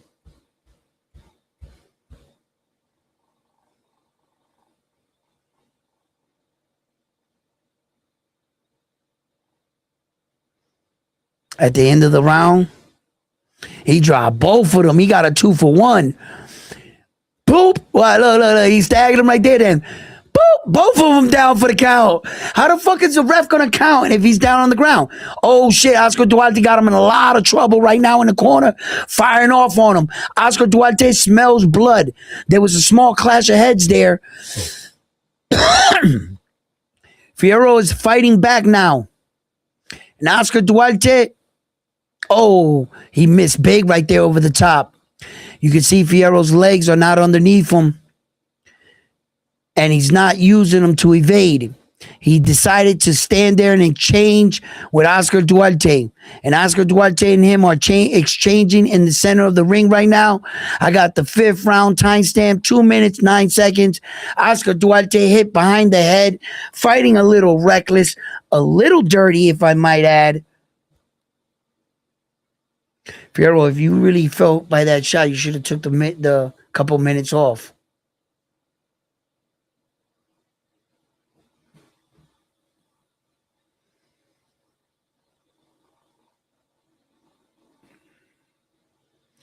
Frontline, hop up here real quick. See if you can get at least a minute off. How's your boy Oscar Duarte doing? Oh, they are exchanging right now. They are in the middle of the ring going back and forth, back and forth, back and forth. Oscar Duarte, Fierro, Tommy dame. You get one, I get one. Let's go. Let's see who stands up. Look at this. Going back. Oscar hits him. He hits Oscar back. Oh, Oscar almost connected with that check hook. He missed it. Wow, this is big exchange. Neither man wants to take a step backward. Neither man wants to be the one that back up. Both men are still swinging strong. Oscar Duarte digs downstairs to the body. Fierro digs downstairs to the body. Man, this is back and forth. Tommy dame, toma. You want one? Toma, motherfucker. Let's go. Let's fight. Whoa! Come on, bro. He's standing there. They slugging it right now. Come on, baby. This is a fight. Let's go. Oh, body shot Fierro. Come on, baby. Let's go, Oscar. Don't back down now. Oh, Oscar, go forward. Come on, Fierro, go forward. Yeah, baby. Yeah, man. Let's go. Come on. Let's go. Don't give up. Oh, he's backing him up. Oh, shit. Come on. Let's see. Who's tougher. Come on. Hey, keep swinging. Ooh. Oh, let's go. Yo, that was a great round. Front line. What's up? You hear me? Yo. You hear me? There? Yo, do you hear me? Yeah, I hear you. Yo, what a round. Way more action than this Japanese card in the morning. Yeah, shut up. Why you have to say that? Yo, look at Ryan and Mike Tyson. Way more action. This is what you call boxing at its finest. Stop it. Just because these guys are evenly matched and it's a better match-made fight, right? Than the highly skilled fucking sword fight Naoya Inoue and Junto has. It was like a joust match. More technical. No. It was a more this is more sloppy. You know what this the problem more, with the Junto and the this Inoue is more rock'em sock'em robots. Exciting, yes. But not as much skill, no. Bro, you wasn't this excited for the Inoue fight. Hey, listen, over here you get out your seat. Over here you get out your seat for Inoue. I fucking enjoy these kind of fights. What you mean? This ain't exciting? That was a Cuban sparring match between Inoue. Stop it. That's why you see the gods cut you off again. You start talking that bullshit, they cut you off. Get them out of here. Come on, Oscar Duarte. Look at this. Man, Fierro, yo, Oscar Duarte invited him to fight this fight, and he ain't backing down, bro. Oh, look at these uppercuts. Look at these inside punches by Fierro. Fierro. Man, this man is tough. Oscar Duarte's in for a better fight than he thought. And he answers back. Oscar Duarte hits him with 2 shots. Fierro answers that back with a combination of his own. And Fierro and Oscar Duarte are exchanging in the middle of the ring. Neither man wants to take a step backwards. And here comes Fierro with a flurry of punches. Oh, that was a push. That was a push. Is Oscar Duarte fighting dirty? Is he getting frustrated? Because this guy just won't lay down?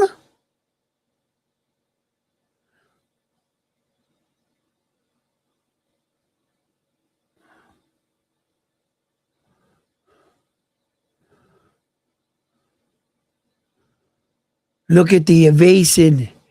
And Oscar Duarte is in for a much tougher fight. Oscar Duarte has not been really utilizing his jab that much in this fight. I would have wanted him to pop the jab more. Go back downstairs. Fierro is ducking his body underneath, making it a bit more difficult to get to his body, popping the jab.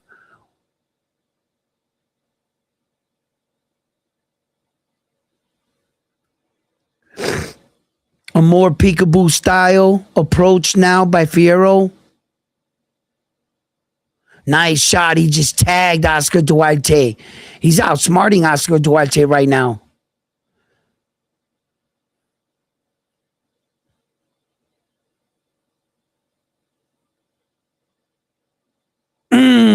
Yo, he clipped Oscar Duarte.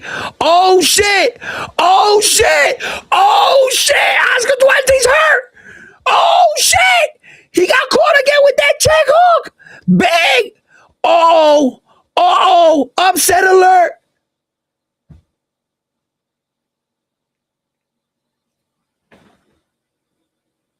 I thought Fierro was out of here, bro. I thought he was out of here. Just a round ago, his body language wasn't looking good.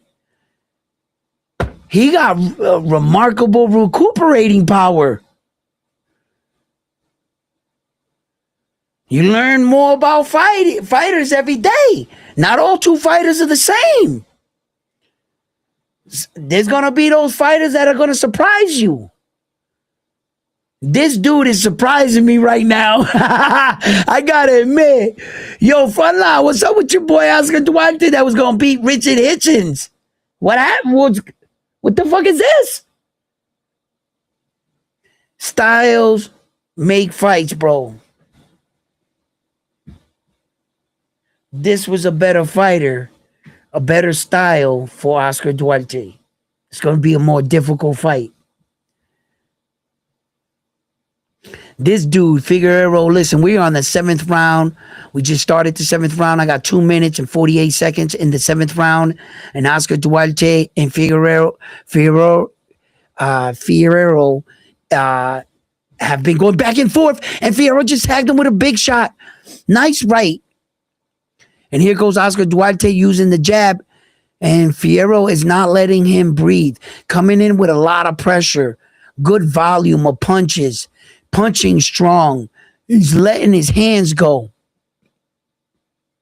And I think Oscar Duarte is starting to fall behind in his fight. He definitely lost that last round.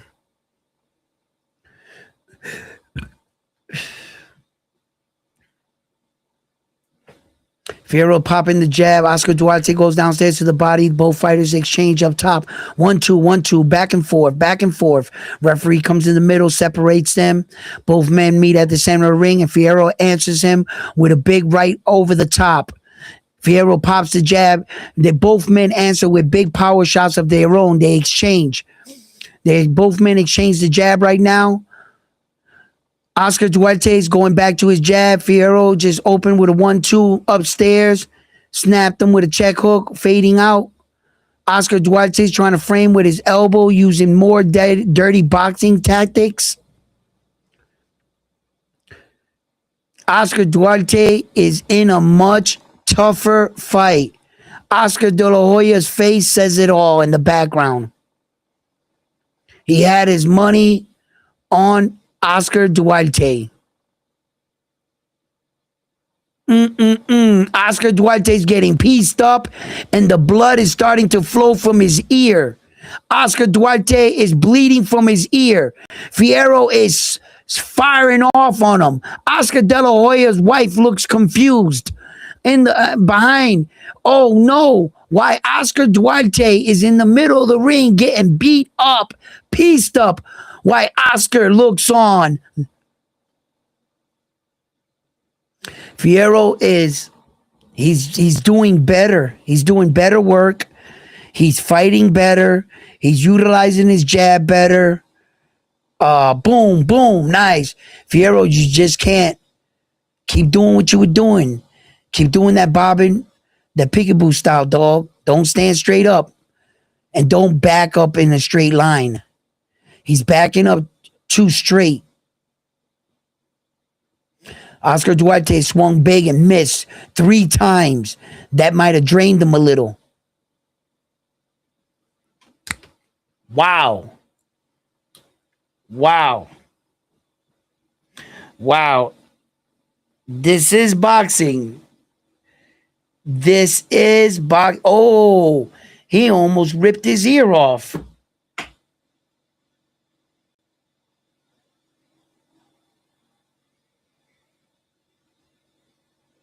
In fact, in mixed martial art classes and shit, the human ear is actually the easiest body part to rip off. The human body is the human ear. There's no other body part that you can literally rip off another person. Like, you're not going to rip off his finger or his arm. You're not going to rip his foot off, right? I don't think you're going to rip his nose off. But you could grab somebody by his ear and you could literally rip that off. So,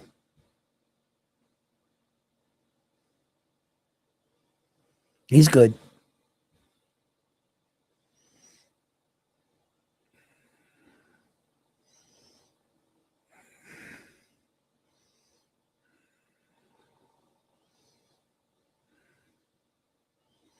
Both men meet each other in the ring. We're in the 8th round.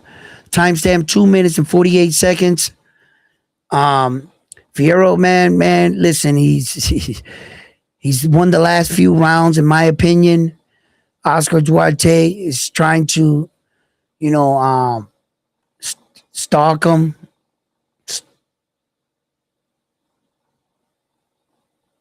Good body. Oh, Oscar Duarte with the timing here.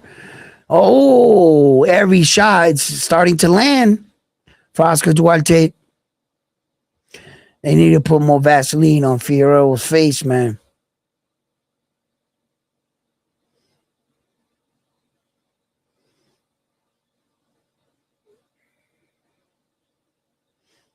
Oscar De La Hoya looked nervous.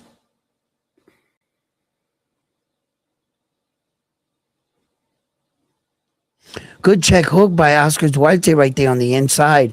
Oscar Duarte, oh man, Fierro just, every time Oscar Duarte hits him with something, he answers right back. Fierro hits him with a 1-2, trying to fame off. Oscar Duarte's trying to smother him, put his weight on him a little, trying to zap some more of his energy, using roughhouse tactics. Fierro staying composed. Headbutt, clash of heads. And the fucking referee, he told the referee clash of heads, and the referee let him keep going.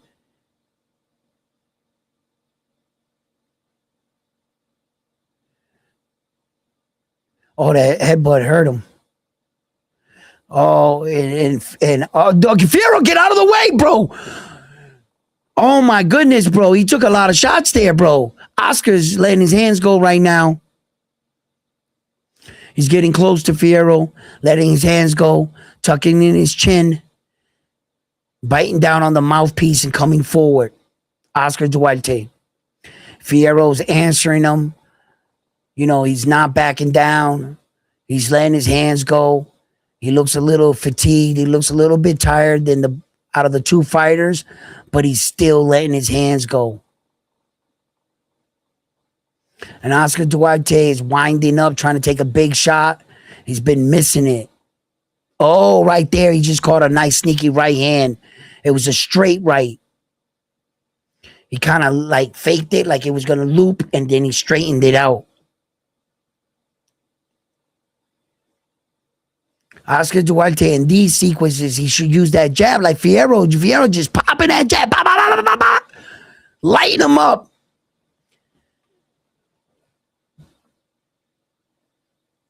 Oscar Duarte just lost those last 3 rounds.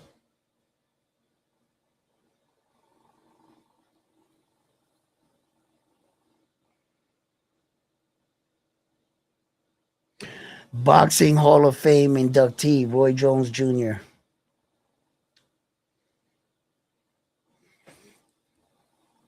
Is Surefire Hall of Fame fucking ballot. First ballot.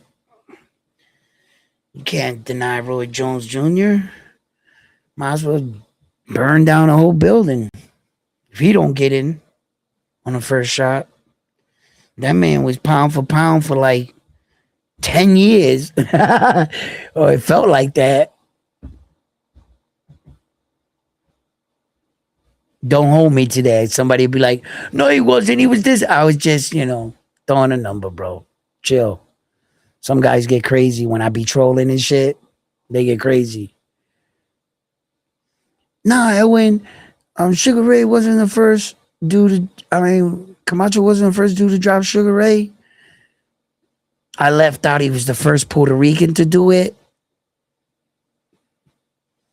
Now I be trolling sometimes.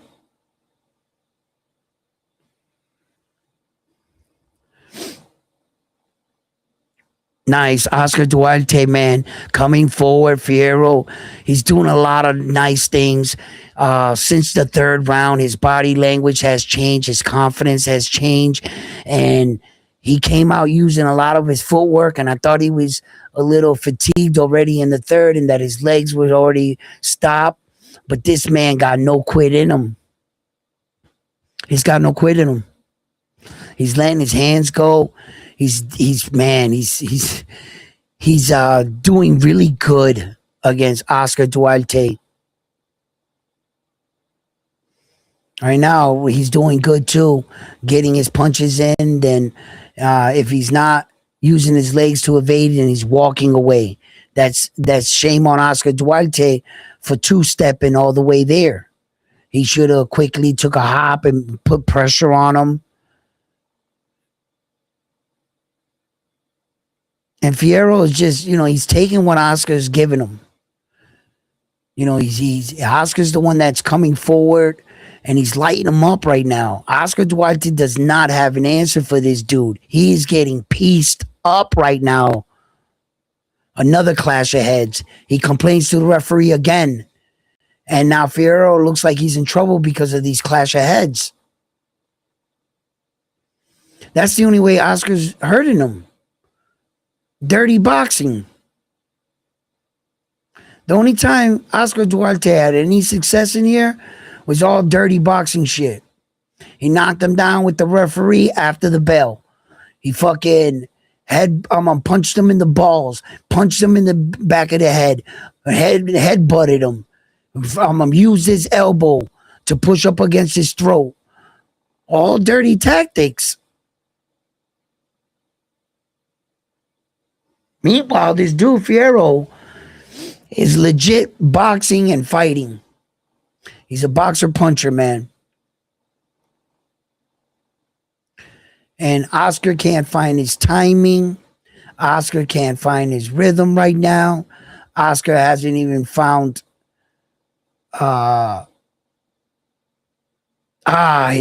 his distance. He has no distance management. None. Oscar's letting me down right now, bro. I talked highly about the man. I can talk highly about you. I can be critical on you. I'm just going to tell it the way I see it. Oscar Duarte just lost the 4th round in a row. My opinion. What do you guys think? 7-2 Fierro. Work hard says. What? I'm going to smoke some meth and then what? Do some what? What is this guy talking? Get this guy out of here. This dude is crazy. Get him out of here. What the hell is he talking about? Look at this guy.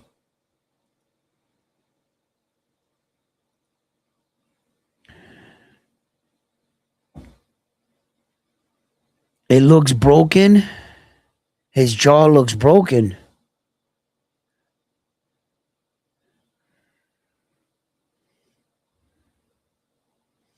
Is it open like that?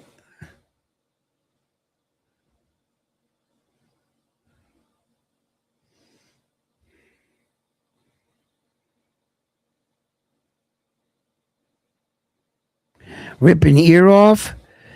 Yeah, yeah, yeah. In like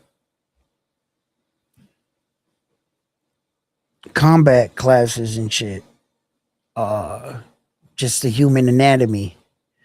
That is the fucking easiest thing for a person is to rip their ear off.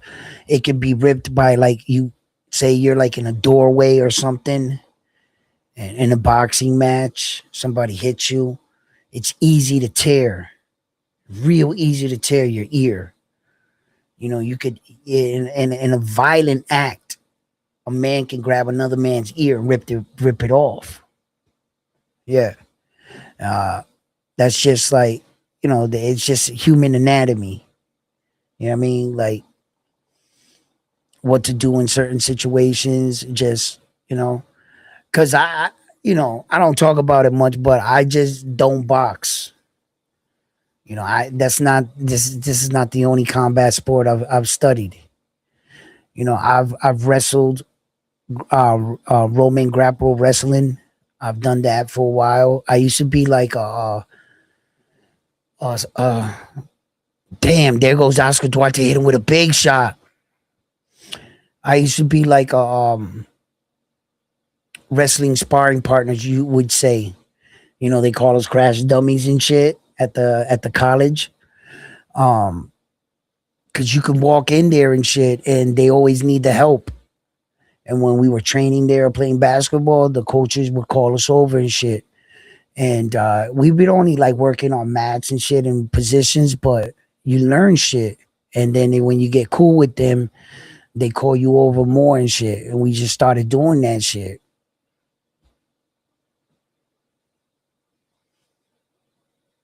There's a few things I've gotten into.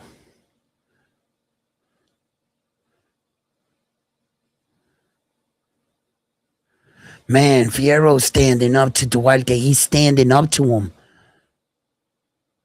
That's all I can say right now. Duarte is not cutting off the ring. He's one, and then when he cuts out the ring, he lets him out. My man is starting to use his footwork now. It looks like he got a second burst of energy here, man. Got a second win. Oscar Duarte is not looking good right now. And then the worst thing is like your equilibrium. You know,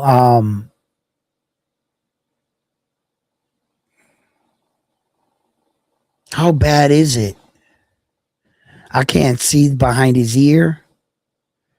Like if it's like ripped all the way down or something, is it a small cut? I think there would be more blood, right? The worst cut you want to get in a boxing match is right here on the forehead, I think. I think that's out of all the cuts I've ever seen, the most blood I've ever seen in a boxing match came from a guy's forehead. The blood was purple. It was coming out like that. It was bad. It was like that Tim Zoo shit. It was bad, bad. It was just so much blood, bro. I think that's like one of the worst. Is besides like getting like one of those. Remember like those 80s in the 1980s? These guys would get horrific gashes. Yo, that shit would be like that. They'd be letting the fight go. His fucking eyelid is hanging out. Yeah, he's good. Let him go. Yeah. And we are in the 11th round in the Oscar Duarte Fierro fight. We have timestamp 2 minutes and 30 seconds. And Fierro has taken control of this fight, guys. I smell a robbery.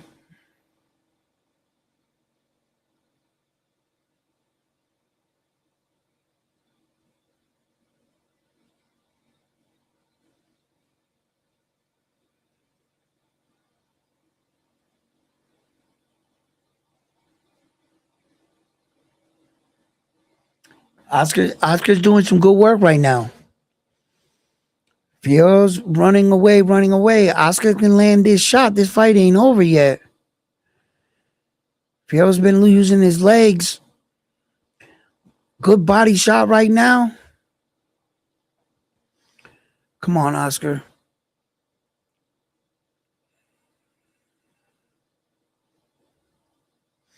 Fierro's really protecting that side over there. Don't you want to find out why, Oscar? Just go over there and tap that side over there. He dips, he favors that one side.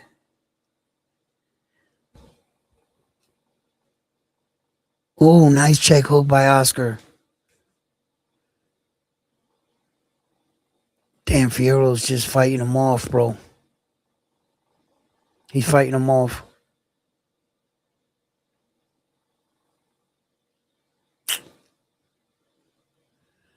Fuck. Damn. This is about to fuck up a lot of people's parlays. I can tell you that much right now. I can't tell you how many people probably took Oscar Duarte. No wonder Oscar Duarte's losing. Frontline picked him. That's it. Frontline picked him. Told y'all. Hey, yo, low key. Bull Rider. You got Frontline te saló el hombre. Yeah, Frontline taking shots at Frontline. He be shitting on anyway, bro. We got to get him, guys. Oh, nice little shot by Oscar Duarte. Lift him up with that 1 foot. Let another shot like that, homeboy. Back that up.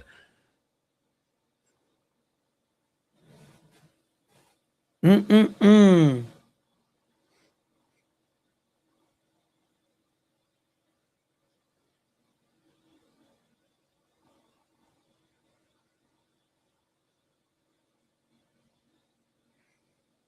Hey, yo, Mexico. There's no way you guys can lose this fight, can you? Yo.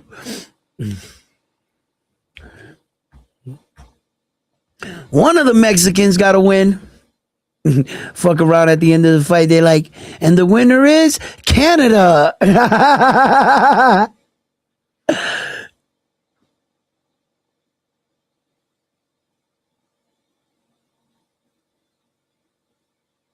If I have so much ring experience, why did I let OC put hands on me? Facts, Bull Rider. Ring experience and the ability to know what to do, and at 51 years old, your body responding to what to do is two different stories. Come on, bro. You should know that. I'm not moving like I once did. I'm not even putting my punches together like that. I mean, it started coming together. It was just too fast, 2 months to train, smoking all this weed. I wasn't gonna be able to do it like that, but I gave it a shot. Plus, my feet were both. I tore the both bottom of my feet. I couldn't move. I could barely stand up that day in the ring, but I still fought. When's your last fight, Bull Rider? What'd you do? Then shut up.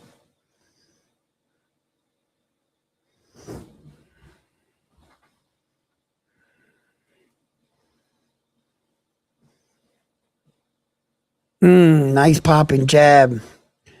Damn, man. This is the 12th and final round. There's 1 minute 51 seconds left in this fight.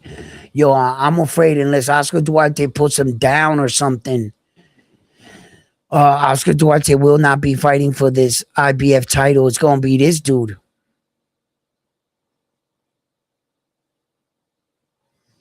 Damn, bro. Oscar Duarte let this shit slip out of his hand, bro.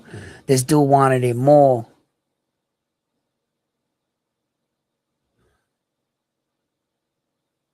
Oh, there's my girl right there with the pink. She's the shit. The black lady right there looking on the official right there. She be at all the fights.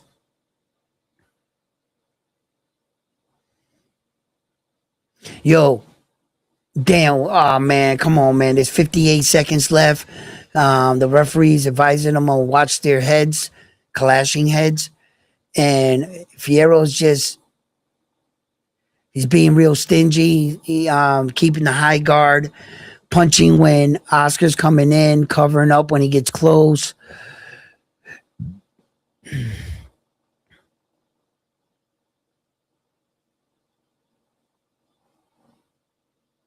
Damn. Yo, Fierro took over this fight, bro. 19 seconds left in the fight. 14, 12. Big swing by. Oh no. Oscar, come on, throw it, just throw it, just throw it, just throw it, just throw it, just throw it. He lost his fight, bro. I don't know. He lost his fight. Yo, the lady in the first row, right? I remember when Junto Nakatani knocked out Jason Maloney, his brother, Andrew Maloney. He knocked out Andrew Maloney, and look at that lady's reaction.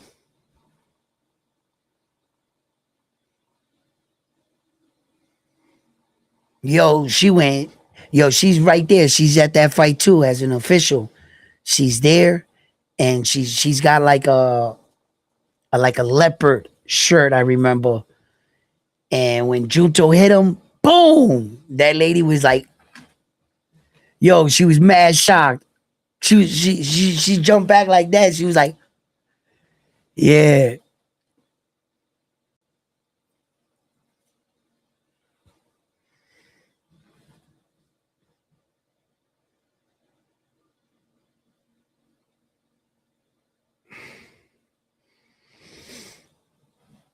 Damn, Jazz 471. He threw home. He landed almost. What they got the fight? They got Fierro winning 115, 113. Yo, Fierro won all them last rounds, bro. He won all them last rounds. That unofficial scorecard.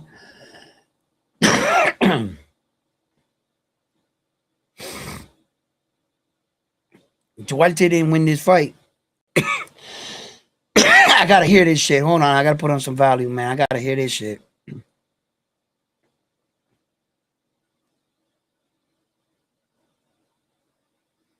What?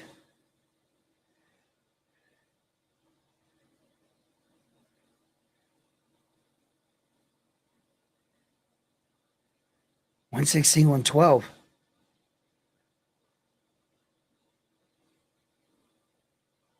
Fierro.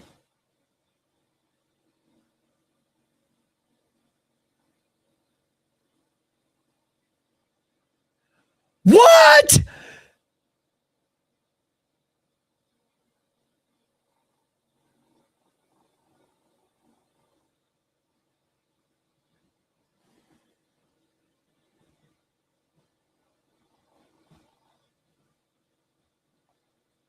Yo,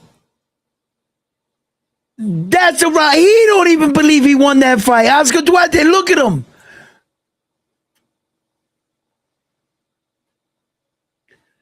He won the fight 116, 112. Two judges.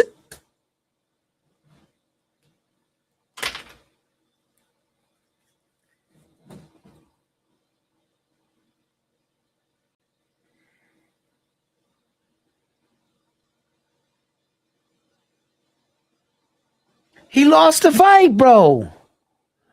Close fight, low key. Yo, if I was Fierro, I would be livid right now. He won that fight, bro. Even the unofficial scorecard had him winning 115, 113. Mm-mm-mm. Fucking boxing, bro. Oscar them bought himself a victory. I don't understand.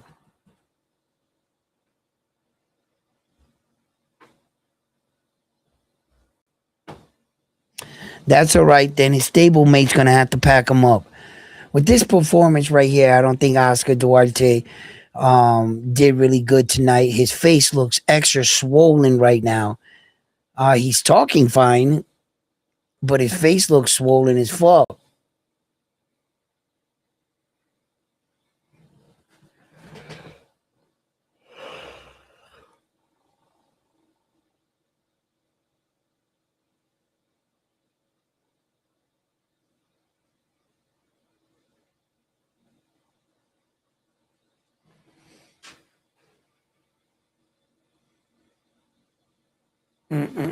What'd you guys think?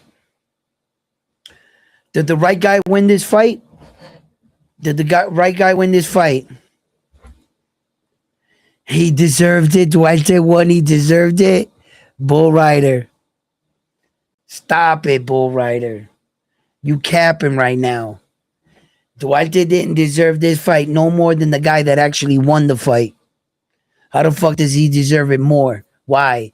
Because Richard Hitchens screwed him over in the fight that he was supposed to have? That's not his problem. And as a matter of fact, that's old shit, right? Why you bringing up old shit, right? That's what I would say. So Oscar Duarte didn't deserve this fight no more than Fierro. Fierro beat him in this fight, bro. Oscar Duarte's performance was trash. It was a level a B minus at best. His performance was a B minus at best.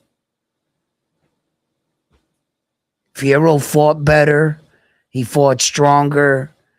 He made changes. He adapted. Look at Resendiz, man. You know, he just did good.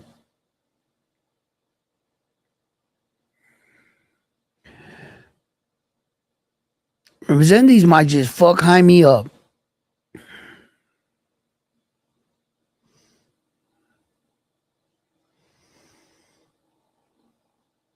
Jaime about to go to sleep. That's it. That Duarte fight pissed me off.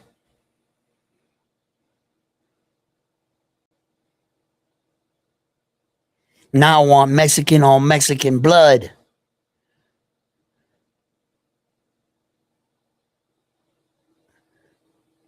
Mm-mm-mm. Who do you guys got in this fight right here? Well, you know what I'm saying?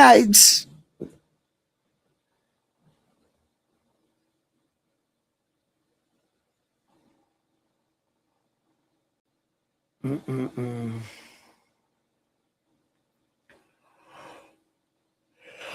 Shit, I'm tired, bro. Had a long day. Damn, bro. What do you guys think? What's going on? He said, fuck no. Duarte versus Matias for the IBF.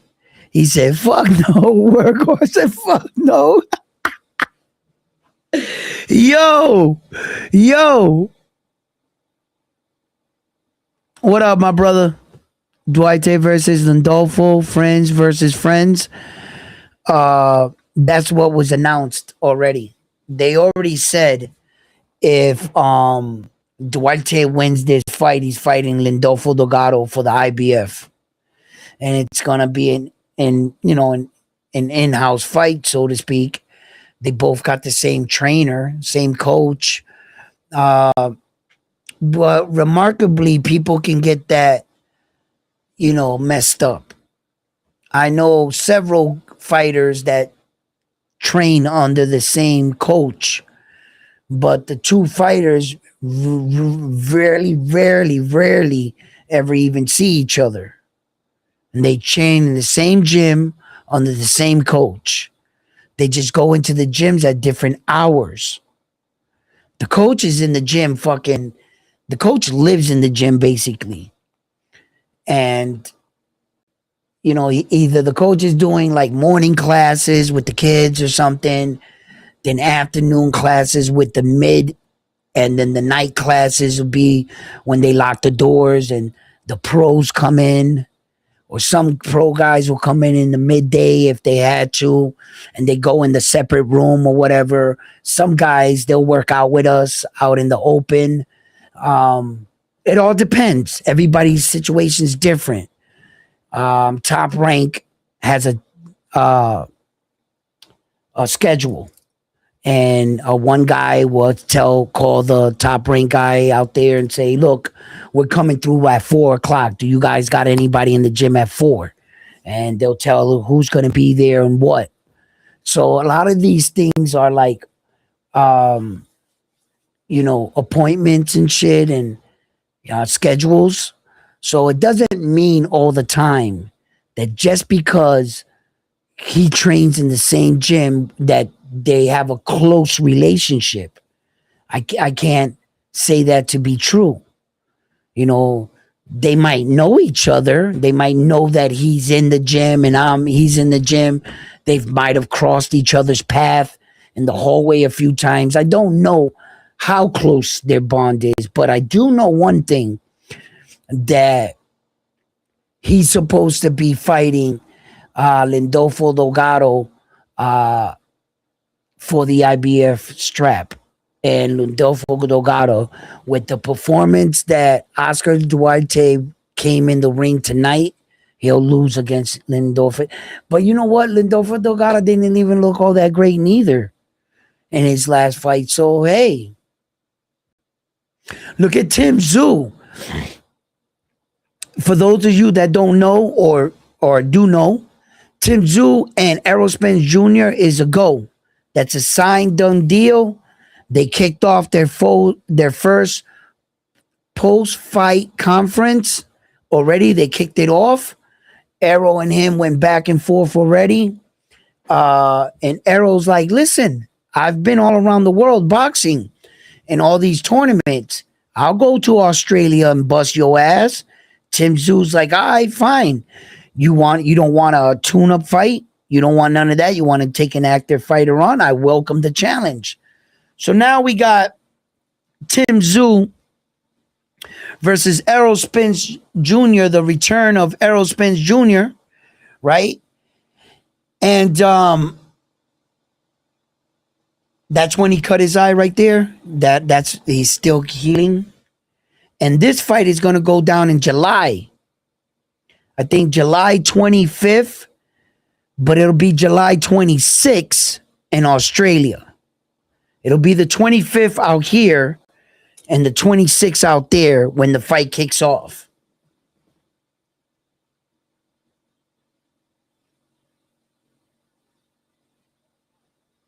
I don't even hear what Tim Tszyu's saying. I'm going to have to go back and listen to this later. Damn, I'm like tired, bro. I did all this watching boxing this morning, went to the stores, got a TV, mounted it to the wall. We went out and we did other. That's right. We went over to the warehouse store today too.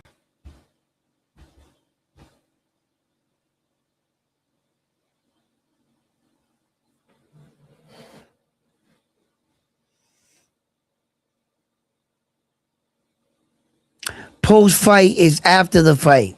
So the pre-fight conference. The pre-fight conference is where they announce they talk shit. So Errol Spence, thank you. Errol Spence Jr. and Tim Tszyu are set to fight in Australia July 25th. That's when the fight is supposed to happen. So that's his return. Errol Spence Jr.'s first fight back is Tim Tszyu. What do you guys think about that? Tough fight?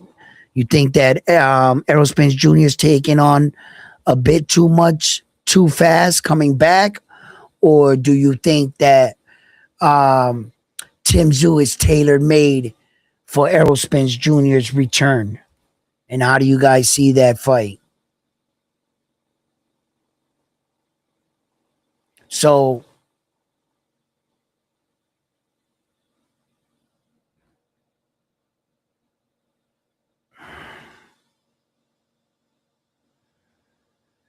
oh shit.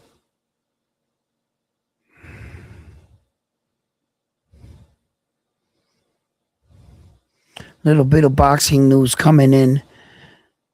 I'll talk to you guys more on this when I find out a little bit more on it.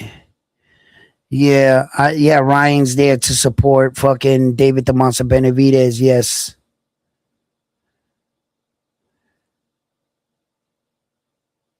they've been training together, so that's why Ryan's at that fight. What is this dude saying?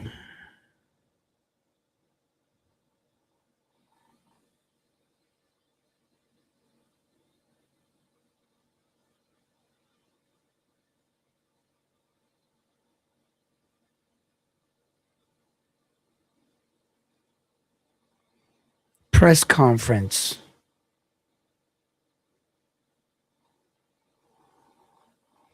And front line, you got the Mexican in the upcoming fight.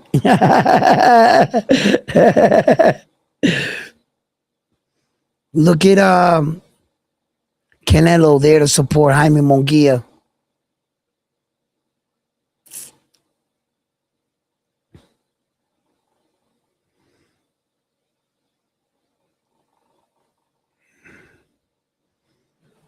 What did Canelo say? What did Canelo say? I gotta put this thing in here.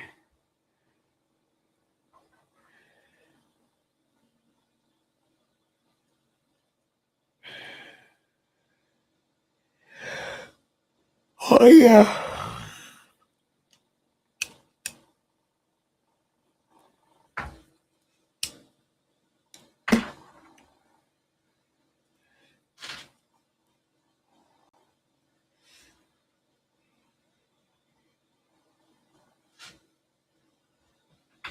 What time is it?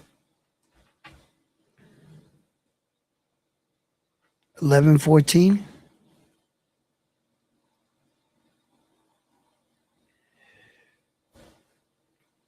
So if it's 11, 11, 10, 9, it's 9 o'clock out there in LA. I mean, Las Vegas. I'm sorry. Las Vegas. So it's like really like 9 o'clock.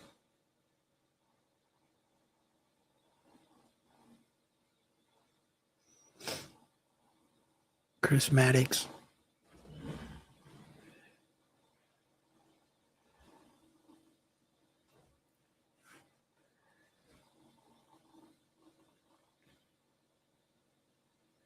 I like the fight with Tim Zoo with Errol Spence Jr. I like the fight.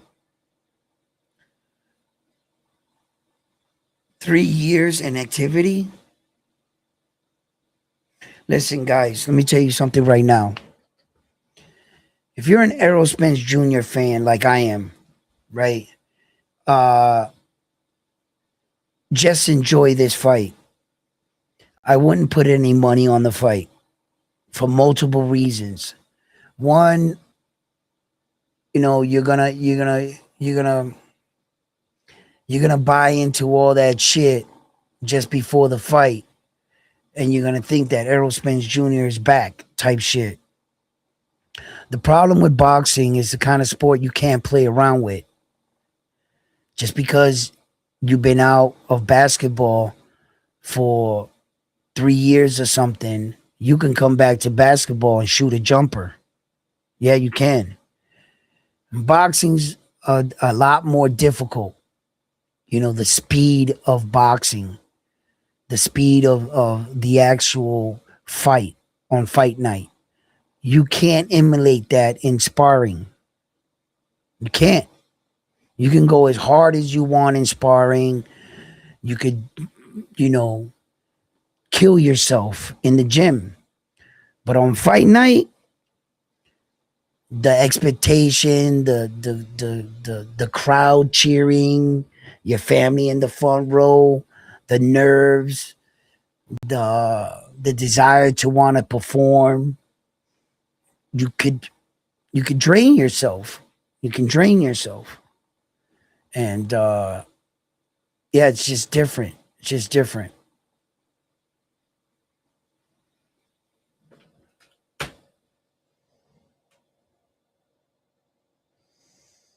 I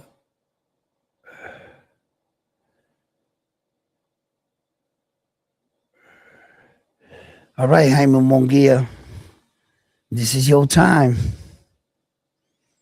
Let's see, Jaime.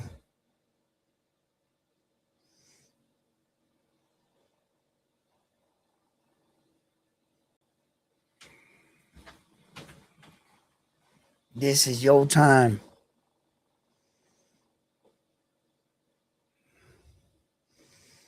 You don't look that ready. Jaime Munguia looks a little nervous to me, if you ask me. Looks a little nervous. All right, Resendiz, let's go. T-Mobile Arena, that's where I was at. I went there.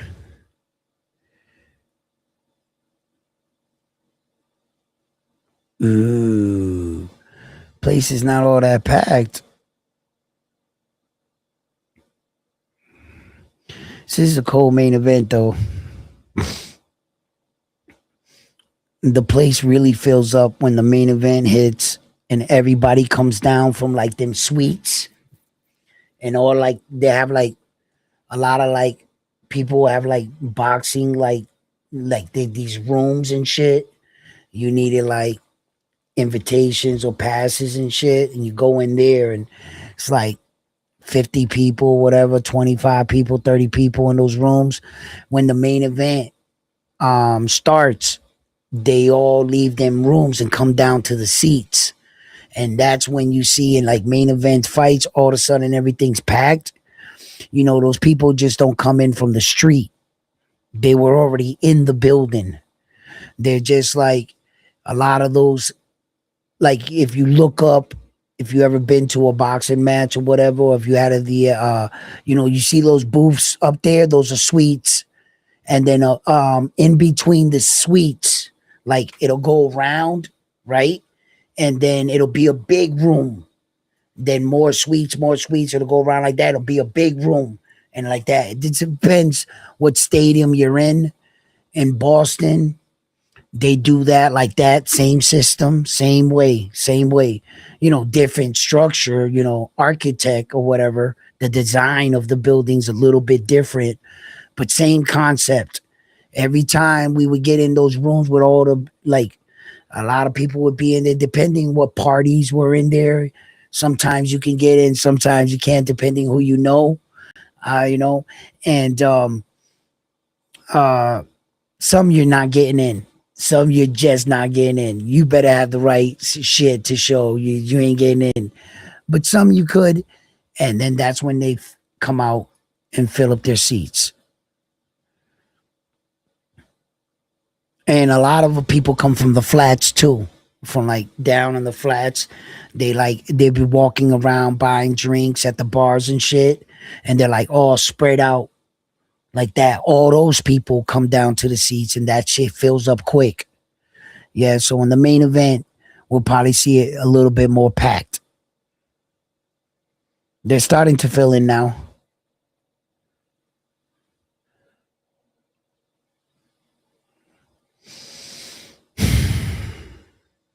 On paper, Jaime Munguia is way more skill. I mean, battle tested, and on paper, Jaime Munguia definitely fucking 45 fights compared to what Vizendi 16 or whatever. Come on, man.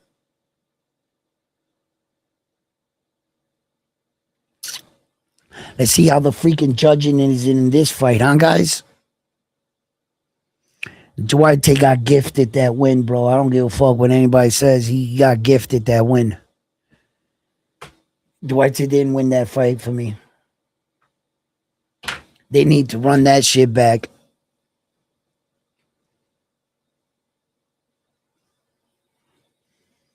What fight they were saying run back? Oh yeah, Naoya Inoue and Junto.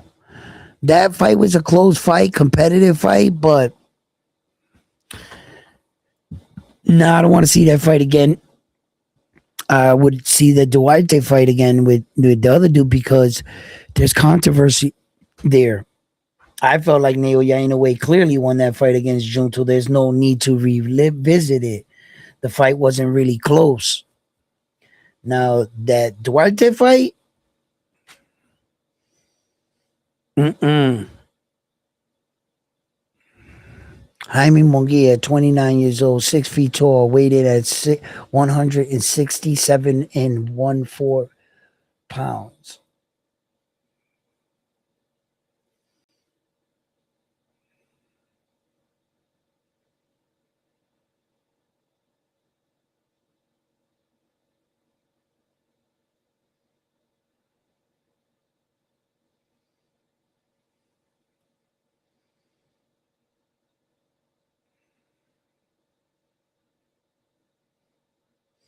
Resendiz, 27 years old, 5'10, 167.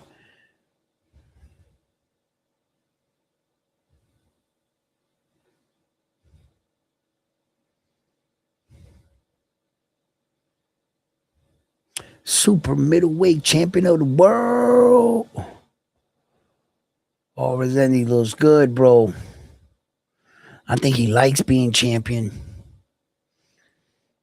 If you like being champion, you got to remain being champion. Oh, shit. Oh, shit. Here we go. Here we go. Time to wake up.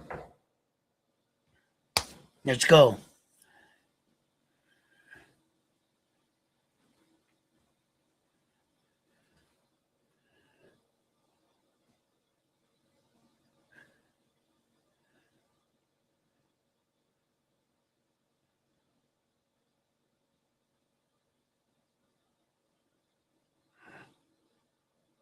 Resendiz and Jaime Munguia. Resendiz is stepping towards him already right away.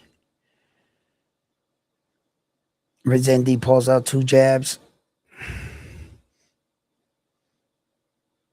Jaime using feints and level changes.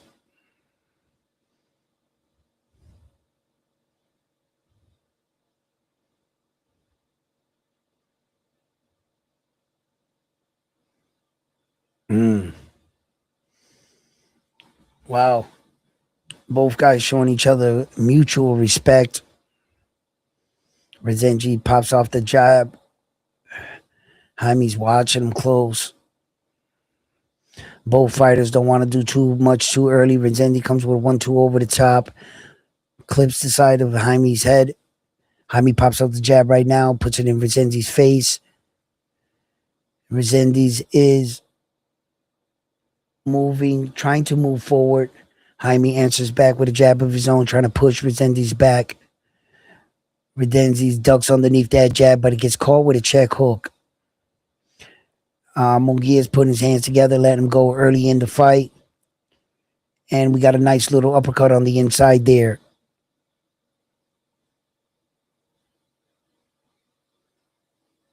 Stay on round one. We have 24 hours to go. We appreciate you. I miss watching boxing in the backyards.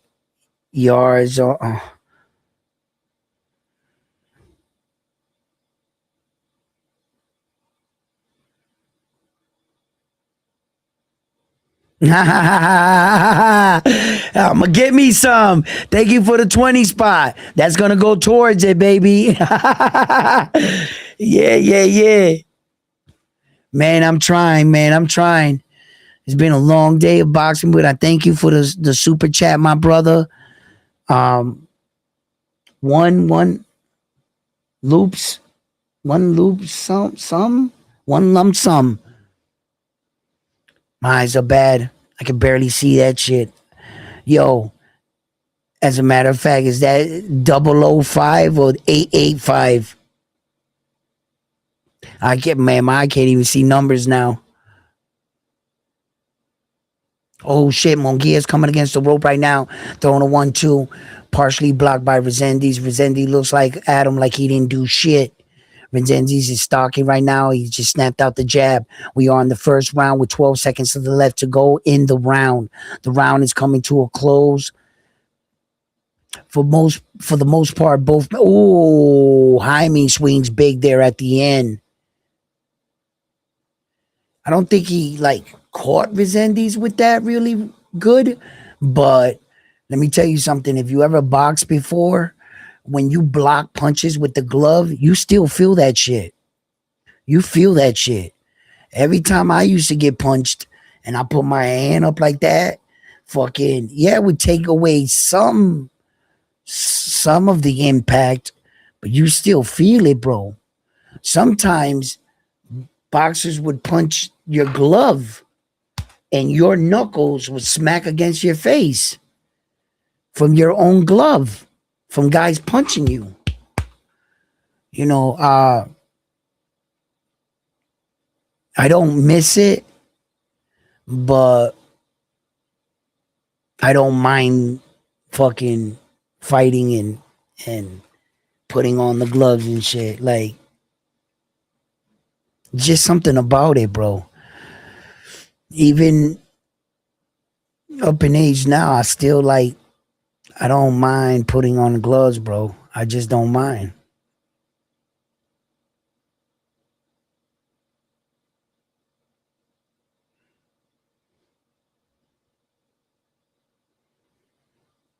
Mm. Come on, Jaime. Zendiz is staying poised. He's there might be a clash of heads in this fight. I've noticed both fighters when they step in and they're swinging, they both dip.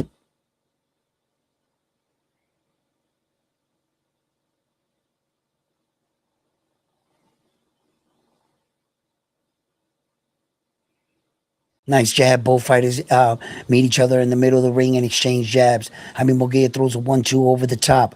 We're in the second round. We got a timestamp of 1 minute and 55 seconds. Boom. Uppercut on the inside for Jaime. Resendiz goes downstairs to the body. Stab jab. Jaime answers back with a stab jab of his own. Jaime is watching him. Yeah, Jaime's making sure that he keeps his head off that straight line. And Resendiz comes forward with a combination of his own pushes Jaime back, but really didn't do anything. Jaime blocked that jab right there from Resendiz, and both fighters are still trying to get their distance, still trying to find their timing. Jaime pops up the two jabs, pop, pop, and Jaime hits him in the back. Nice jab by Resendiz. Resendiz got to get a bit busier. Now he starts popping up that jab and answers. Jaime Moguia answers back. Resendiz comes over the top, hits him. Jaime hits Resendiz now with a big shot over the top his own. Jaime's starting to pick up the action and starting to let his hands go. Resendiz is stalking, going forward, pressure, probing out the jab. 1-2. Boom, boom, snapping the jab. Jaime's against the rope. Jaime tries to swing big over the top with a big left. He misses. Resendiz comes over the top with a big right of his hand, with his a big right of his own, and Jaime rolls with it.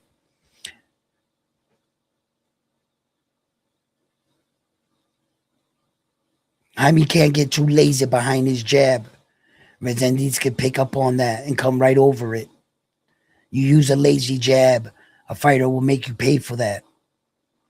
I like how when Jaime throws his two piece and Resendi ducks underneath it, Jaime answers with a body shot to end the sequence.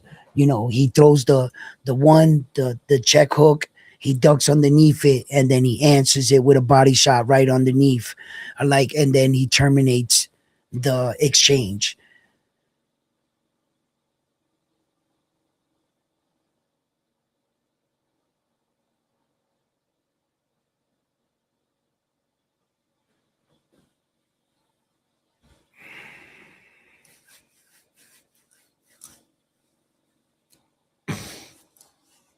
Wow, the odds makers got the champion, not the favorite. A lot of people were going with David the Monster Benavidez, man. His name, the promise that he's gonna be like Mexico's, you know, could he be the guy that holds the torch? Not sure.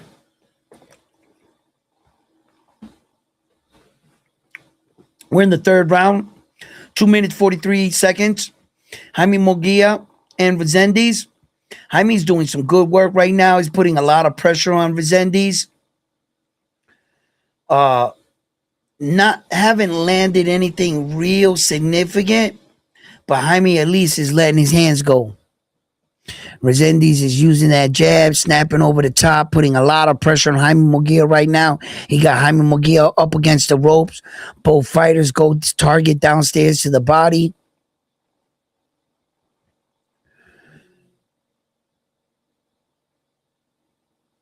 Oh, Rezendes just answered with a 1-2 of his own, stripping the guard of Jaime and sneaking in a shot right there.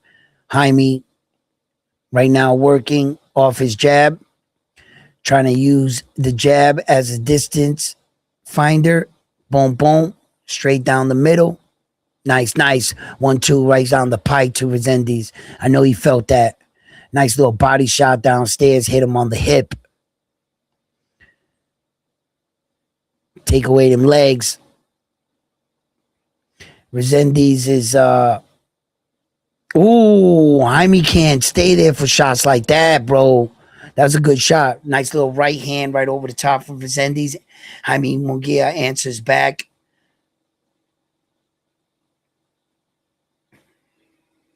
That was a low blow by Jaime, but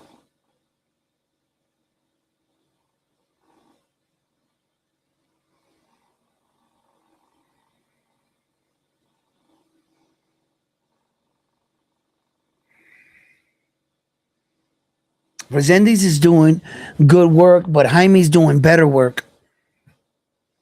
Rezendes is making his punches count. When he throws his punches, he's landing. I think Rezendes is landing at a more higher rate, but less volume of punches. I think Jaime's thrown more punches, but he's landed a bit less, if that makes sense. You know what I mean?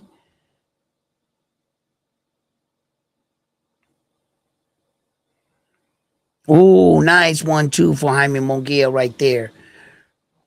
We are in the third round. I have 15 seconds left to close out the third round. Jaime Munguia and Rezendes.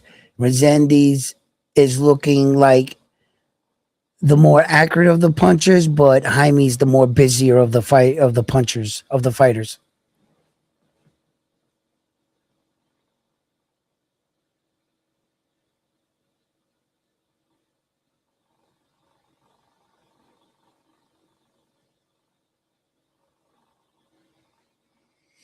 You think Jaime Munguia switched coaches because he didn't have a good translation with his coach? You think that might have been a problem when you're fighting in a corner with a guy that speaks your language and at least you guys can communicate as student and coach? Do you think that had anything to do with him switching coaches?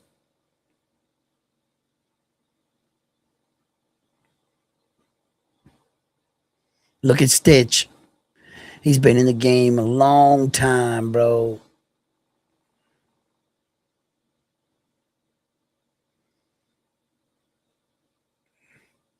Canelo's telling him, think, use your brain, Jaime.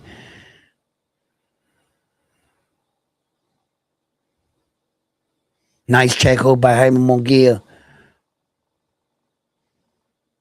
Jaime Munguia can't do the same mistake that other dude did. He needs to compose himself. He looks like he's exerting a lot of energy right now. Can he keep this up? Headbutt. I knew there was going to be some headbutts in this fight.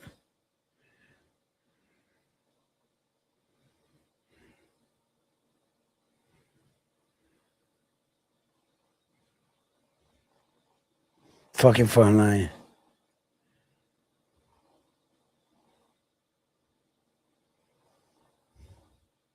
Yeah, I gave him a shout out.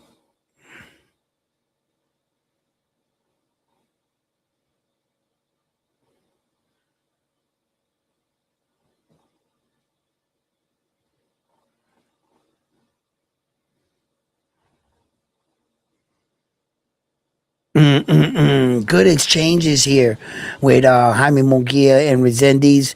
Jaime Munguia definitely doing a lot of work right now in the fourth round against Resendiz. He's freezing Resendiz up. Resendiz is swinging strong, and Jaime is too.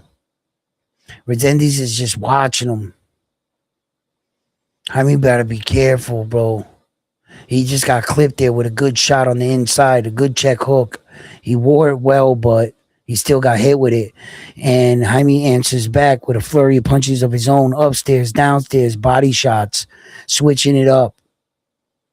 Jaime's got to switch up his cadence to his punches. He can't throw everything hard, everything like lollygaggy. Oh no, wait a minute. Jaime's looking a little.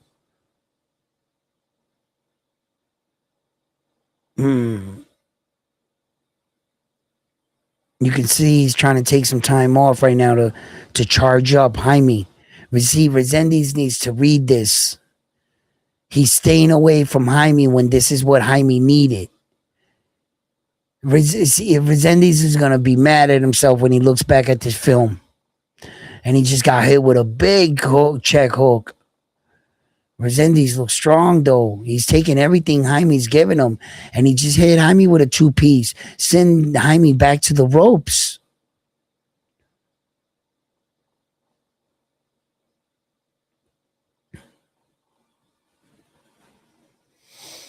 I've seen this before out of Jaime, though. I've seen this out of Jaime Munguia, though. At some point in the fight, 4 or 5 round, he looks like he starts to fade. Then all of a sudden he gets like a second win, Jaime, and then he like locks into this gear that he fights in. So I've seen this before from Jaime, where that I thought he would be a bit more tired. Resendiz looks a lot more composed. He looks more relaxed. Resendiz looks like, he's waiting for his moment in the fight. Let's see if that's true. We seen him in a tough fight, and we saw him in with Caleb Plant, and then when Caleb Plant was trying to get into Resendiz's head in the fight, remember that moment in the fight? And he was trying to will himself back in the fight, Caleb Plant against Resendiz.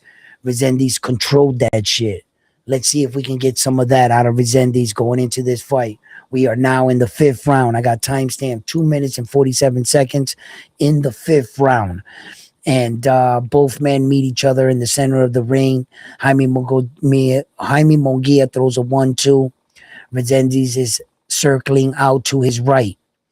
Resendiz starts using the jab a little bit as like a range finder, trying to measure the distance between him and Jaime. Jaime Munguia pops the jab, swings downstairs to the body, and misses big. Resendiz is on the move, going forward. Jaime Munguia is using his legs. I didn't like that. He just crossed his legs right there, but that's okay. He was on the outside, and Jaime is using his legs now. He looks like he's trying to move around and recover and charge up on some energy. See, Resendiz, he's going to hate himself tomorrow for this. While Jaime was moving this way, that way, he made no effort to cut him off. When Jaime, I believe, was taking a break in that last round, he made no effort to close the gap and really push out that energy from Jaime. Jaime just caught him with a big shot.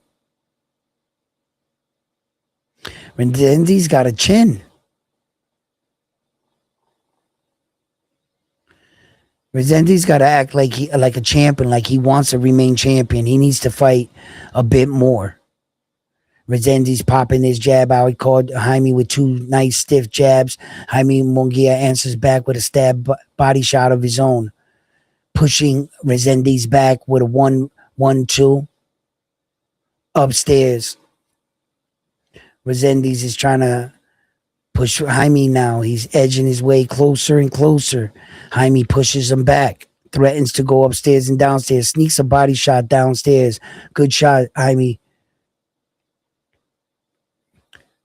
Lunges out there with a right hand, hitting numbered air. Here comes Resendiz popping the jab.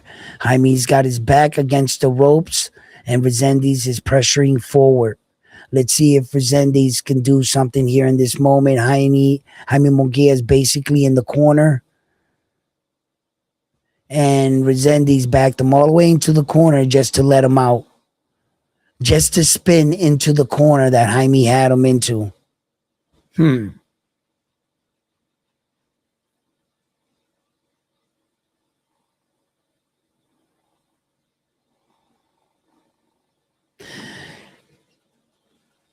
Styles make fights, guys. That's not the same Resendiz that fought Caleb Plant. Yes or no? Can I know chat right now?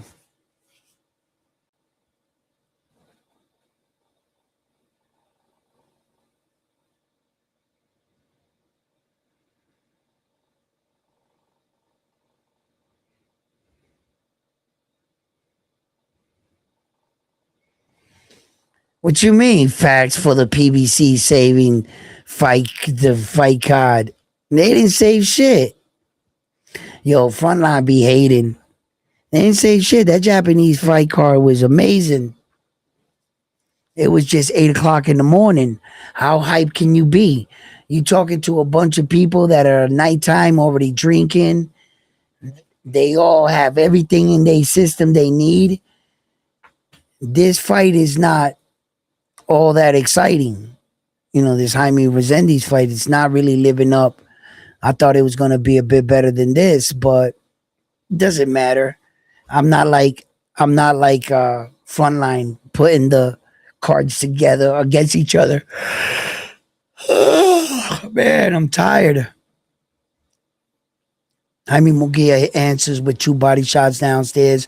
Resendiz comes forward with some forward aggression right now.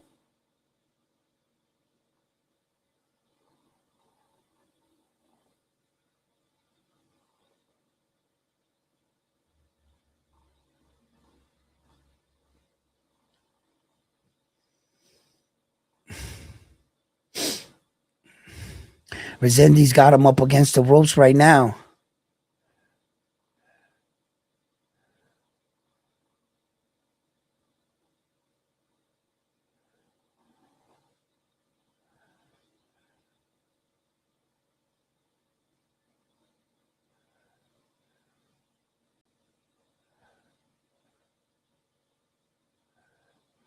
Jaime Munguia, his body language is not looking the best, but Resendiz doesn't have the right pressure, and Jaime Munguia is punching his way out of the corners.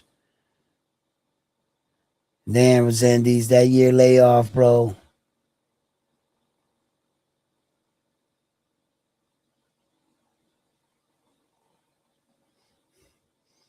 Now he's popping Jaime Munguia's head up with them uppercuts. Good body shot right there. Jaime Munguia stood up against the rope. He shouldn't have stayed there. That's what we talked about. Jaime Munguia becoming too relaxed in the fight, staying in the pocket a little bit too long, or not terminating the action when he needed to.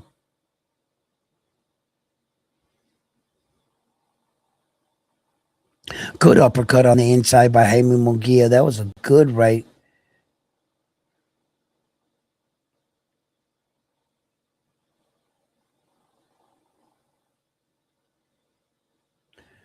Resendiz, bro. You falling apart, kid.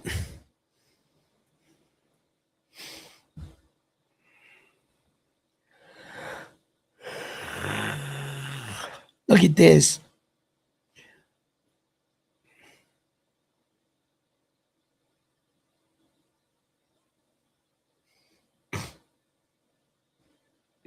I knew Jaime Munguia was going to be the better of the two boxers. I just knew it. I knew that he was going to be the better of the two boxers, Jaime. Damn, man, I didn't. Well, I mean, I talked about it. Yes, the time off for Vizendes. Yeah, I talked about it, but I thought he was, young enough. Like some boxers take like a year layoff, but that doesn't mean they're out of the gym for an entire year. Uh, and some are, unfortunately, you know. Oh, man, I'm falling asleep. I didn't fall asleep in the Japan card. I know that much. I wasn't falling asleep in the Japan card.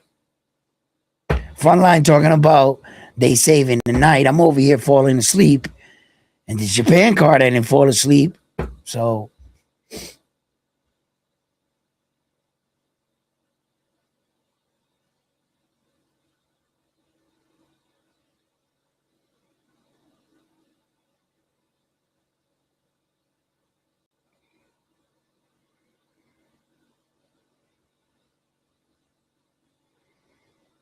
mm,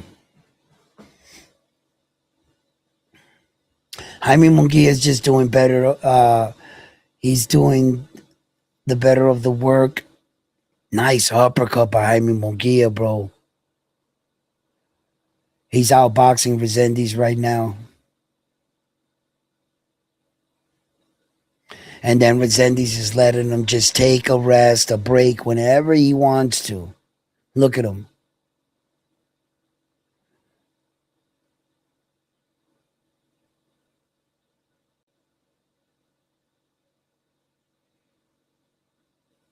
Jaime gotta be careful. Resendiz is sizing him up for that shot. Nice big shot by Jaime Munguia. See, that's the one thing about Jaime right now in this fight. When he's doing the right thing, getting Resendiz respect, backing him up, and Resendiz is not doing enough. He's not doing enough.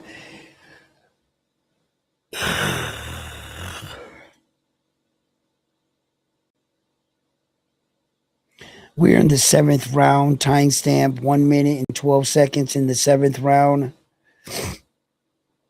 Resendiz hasn't landed anything really effective. Jaime Munguia is outworking him right now.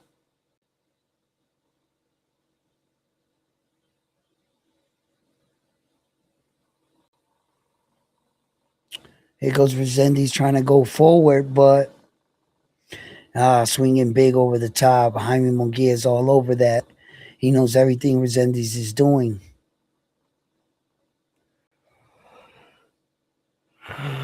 Oh man, Jaime's letting his hands go right now. There you go, Jaime. That's what you need to do. Don't gas yourself out now, son. Don't put yourself in a compromising situation.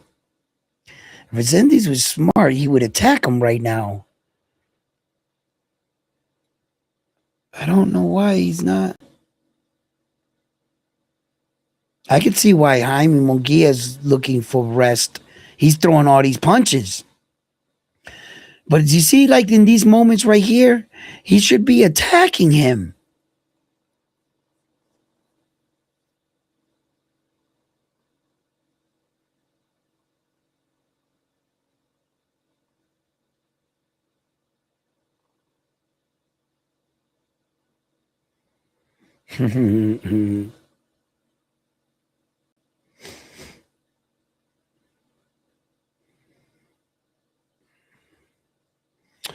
Well, this ain't black dude fighting night. This is Mexican fighting night. And Mexico, they got to represent.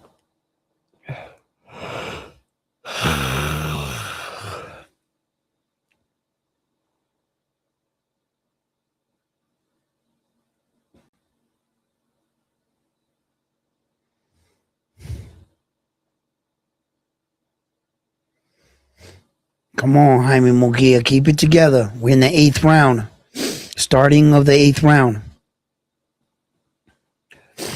Little body shot, kind of low there, but still. What up, old facts? This whole card better than AO. Yeah, yo, old facts is a sucker.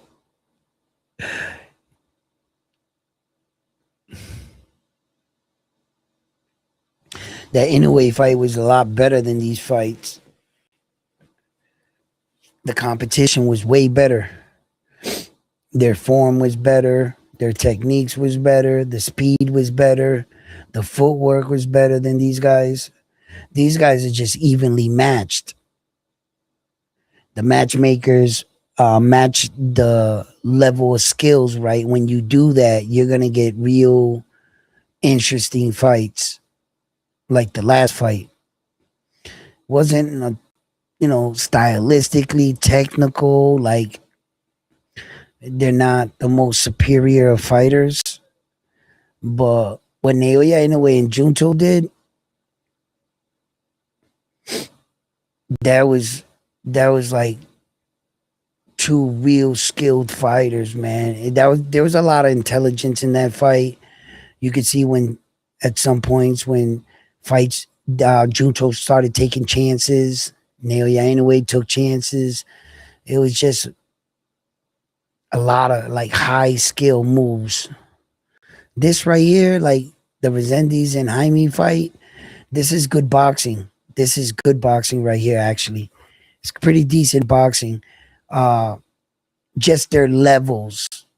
It's just not on the same level like Naoya Inoue and shit and Junto. You see the difference between Naoya Inoue and this fight right here. You wouldn't be able to get away with all this shit. Jaime Munguia could throw all these punches against Resendiz and ultimately not getting anything back. Resendiz waits for him to throw, then he throws, then they try to counter each other. Type fight. You know what I'm saying? It's not the same. It's not the same. None of this action would be happening in the Naoya Inoue Junto fight. None of that shit would be happening. They'd be too scared to open up. You'd be foolish fight like that. You're gonna get knocked out. But at this level right here, these two dudes, this is nice and back and forth shit. Not really no more. Resendiz is not about to lose this belt. About to lose this belt. I don't know.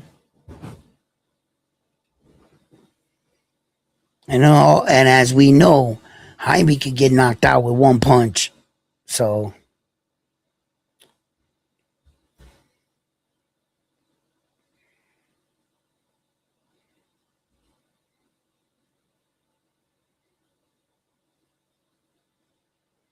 come on now.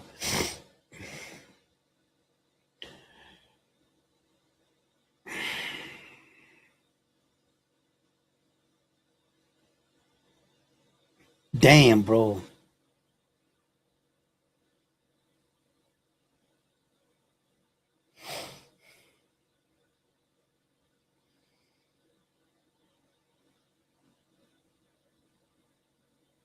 Come on now. We're in the ninth round here with Jaime Munguia and Resendiz. The unofficial scorecard, total punches landed. They got Jaime Munguia at 130 landed with 73 of Resendiz's. Resendiz's output, like I said in the beginning. Look, even Oscar De La Hoya's girl's going to sleep in the fight.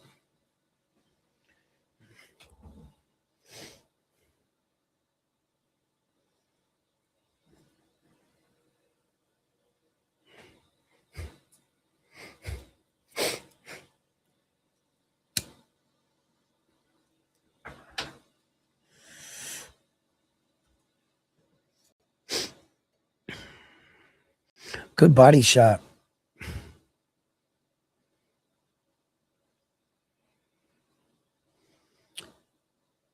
It's looking like Jaime Munguia is teaching Resendiz that there's levels to this. Oh shit, Jaime's starting to loosen up now.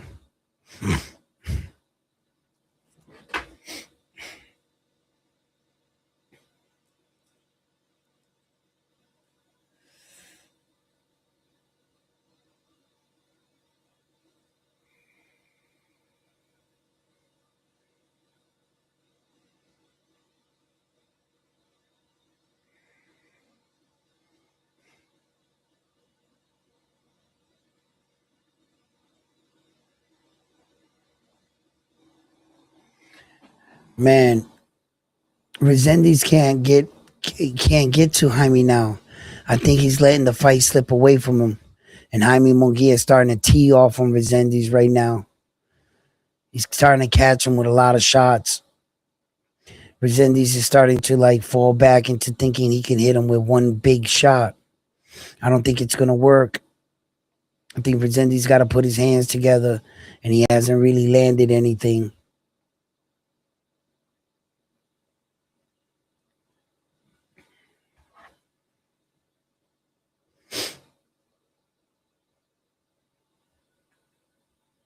Mm-mm-mm.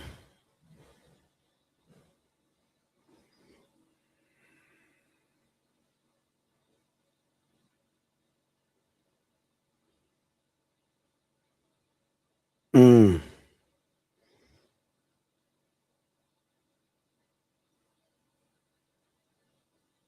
Mm-mm-mm-mm-mm. Damn, Jaime's catching him.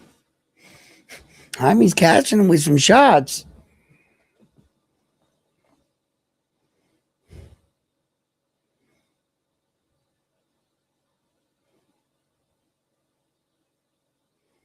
Canelo and the misses. Is that Canelo's wife right there next to him?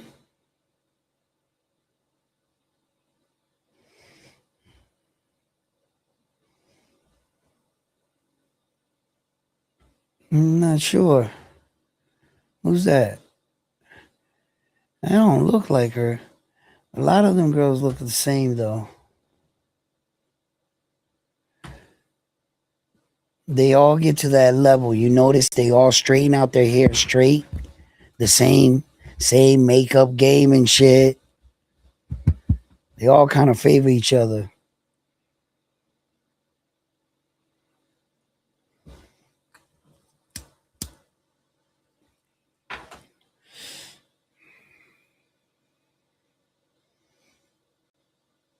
I mean, Munguia is walking away with this fight right now, if you ask me.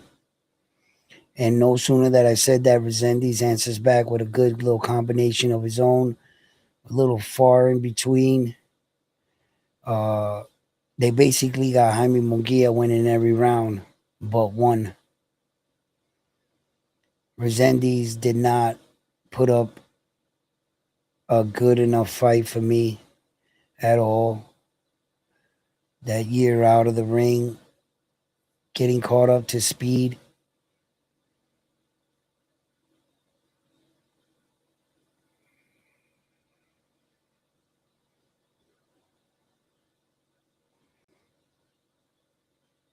Mm-mm-mm.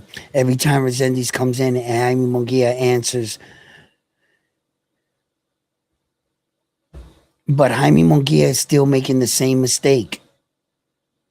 He's still making the same mistake.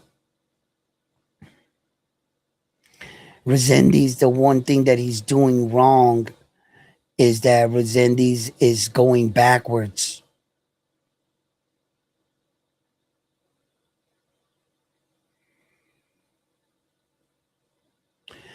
Okay, Resendiz, push forward, but not all the way. It's gonna hurt for a little bit, for a couple seconds. Get mid range. Allow Jaime Munguia to punch you. As soon as he punches you, whatever hand he ends the sequence in, throw that same hand back. He'll catch Jaime Munguia like Bruno Soraz did. Jaime's still doing the same shit wrong. It looks like sometimes he remembers and then he starts to move after the exchange. Look, like right there, like he was falling back, so he went backwards, right? Let's see, against the rope. Boom, boom, boom.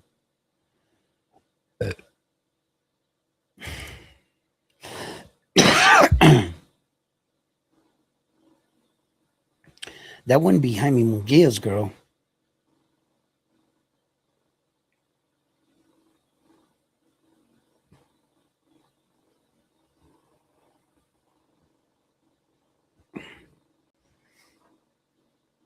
Mm.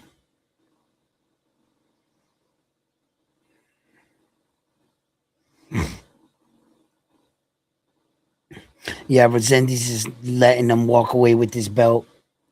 He's not fighting with aggression. He's not cutting them off.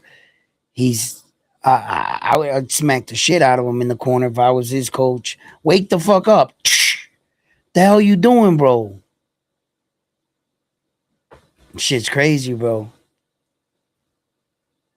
I mean, as far as Jaime, he's doing what he has to do. He's beating him.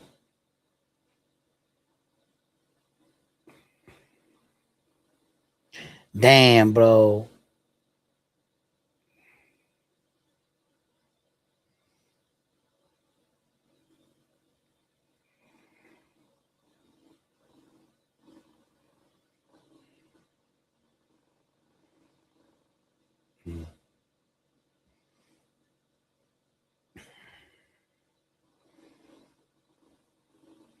Come on, let's get to this main event already, bro. I am fucking beat right now.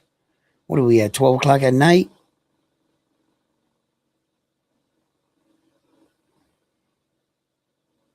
Mm. Oh, Jaime got caught with a nice little shot there.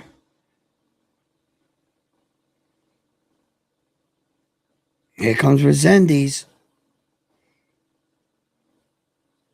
12. This is 11th round.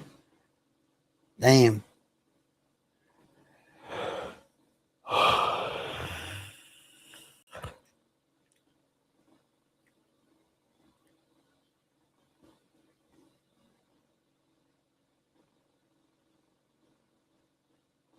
Jaime Munguia got to get off these ropes, bro. Why do you stay there, bro? Allowing this motherfucker, man, come on, Jaime, make better decisions right now, kid. The fight's like you're winning.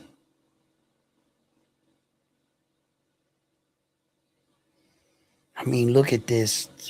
And as far as Resendiz goes, bro, you back him all the way into the corner, and you walk back and allow Jaime to walk forward.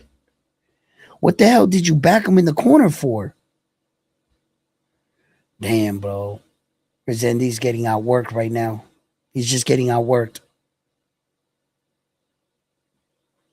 Jaime's letting his hands go. And Resendiz is still acting like he's measured. Like Resendiz can't, he just straight up can't get to Jaime. The only time Resendiz hits Jaime is when Jaime stays still. Whenever Jaime moves like this, he ain't hitting him. When Jaime chooses to stand, lay against the ropes and stand still, then Resendiz comes forward, tries to have a little bit of success. Not much, but he tries to have some. But it's typically because Jaime's either coming in, because as far as Resendiz cutting off the ring, applying pressure, he has zero of that. Walking forward is not applying pressure. You have to have offense with that. Just because you could walk forward, no, you're not whooping Jaime's ass that every time he sees you come forward, he starts to clinch up or gel. He's just relaxed. You're not doing anything to discourage him. No, not at all. So, yeah.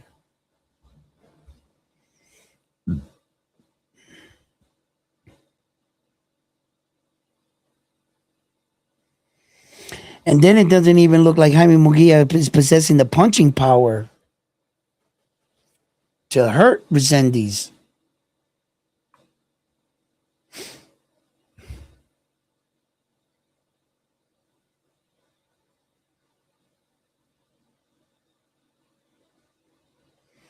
Twelfth and final round. Hold up.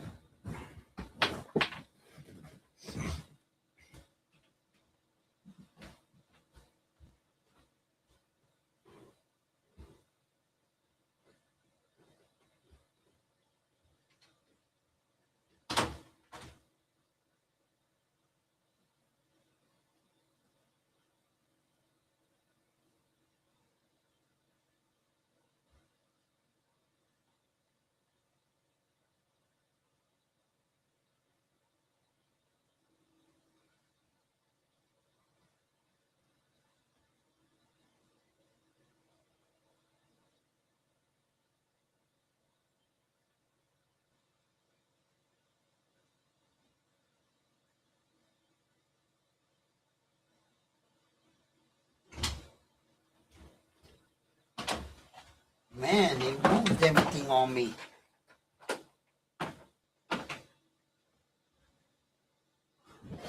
Resendiz is on the attack. Jaime Munguia falling back. Using. Oh.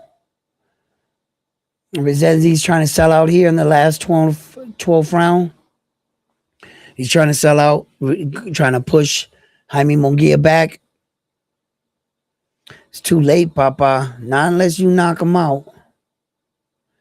You lost your belt, Resendiz. Damn, a year layoff, bro.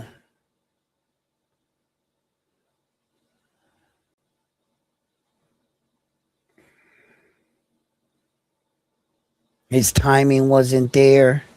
His accuracy wasn't there. Resendiz, he was tough. He went out there and took an ass whooping right now from Jaime Munguia, bro. He's getting pieced up. Nothing Resendiz is doing is working. Nothing is doing.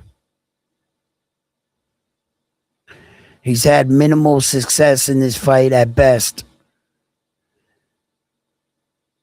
And here goes Jaime being sloppy, allowing fucking Resendiz to hit him. Because all he had to do is spin off the ropes. That's really all. Oh, yeah, he got Resendiz hurt now. Oh, Resendiz is hurt. Resendiz is running for dear life.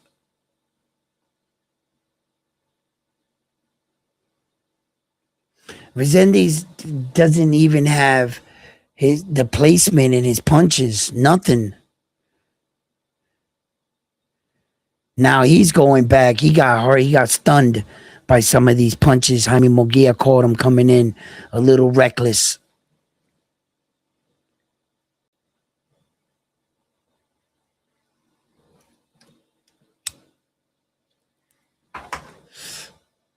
Oh, Jaime's trying to finish him. Jaime's putting the Beats by Dre on fucking Resendiz right now. Oh, shit. Resendiz took some big shots and he stood up to his power. Jaime caught him flush. Jaime's going back. Resendiz coming forward. Resendiz swinging big. Jaime just keeps ducking. Throw the uppercut.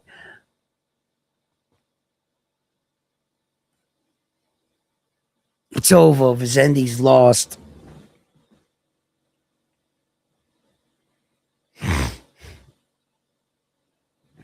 Resendiz lost. Munguia playing with his food. Don't play with your food too much. That shit might give you heartburn. Keep playing with your food.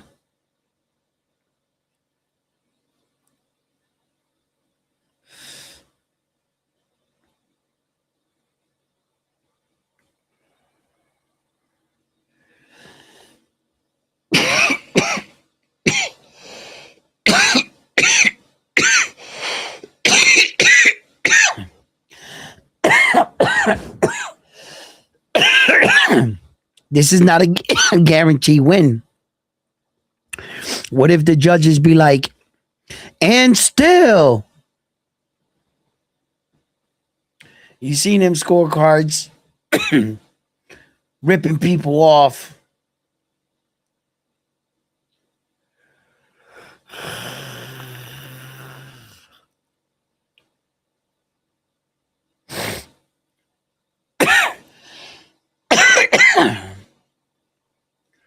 Oscar Duarte lost that fight, and they still gave him the fight.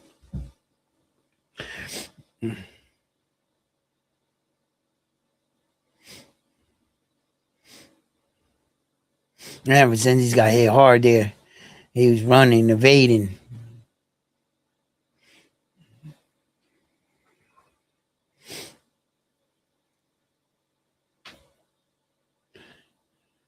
He fought a good fight. Jaime Munguia fought a great fight. He did what he had to do. You know, uh, Jaime Munguia answered a few questions today about his durability, his character as a fighter, etc., right? But, but, uh, I can't really say that Resendiz brought out the best in Jaime Munguia. You know, I think that Jaime Munguia definitely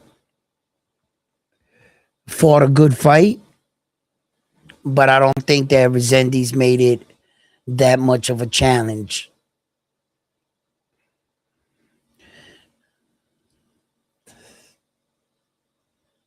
Jaime Munguia and new.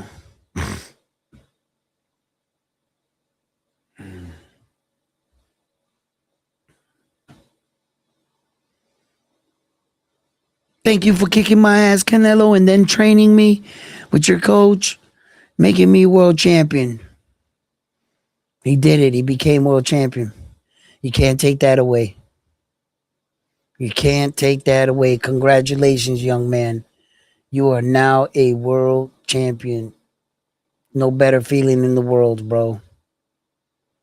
Mm-mm. Now on to the main event. Come on, man. Let's get this fight done and over with. I already want to crash out. I'm tired. Oh, well, fall asleep already. I need some action. Corneo Yainaway and Junto fight again. I'm falling asleep over here. I don't know what's going on, bro. How many times is the Japanese dudes gonna save the event?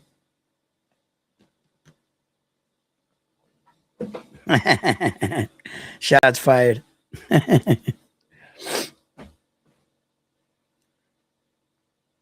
Oh, there he is. Benavidez looking blimpy around that waist, dog.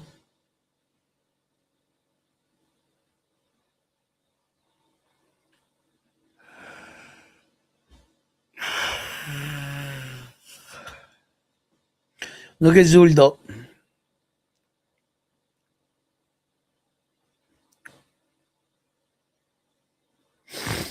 You know, Zurdo, what he lacks in speed, he makes up for timing, uh, boxing IQ, what to do, the where and the when. For he's not as slow as everybody makes him out to be. No, he's not that slow. Okay, he does have boxing speed.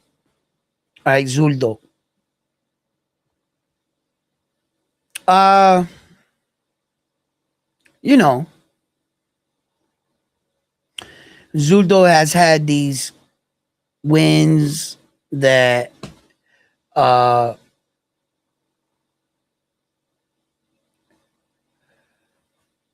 you know look, I keep going over this fight in my head. I keep going over the fight. Once I get to this certain point in the fight, I get back to another point. One will kill the other one because of this weight cut. The weight cut is like real big.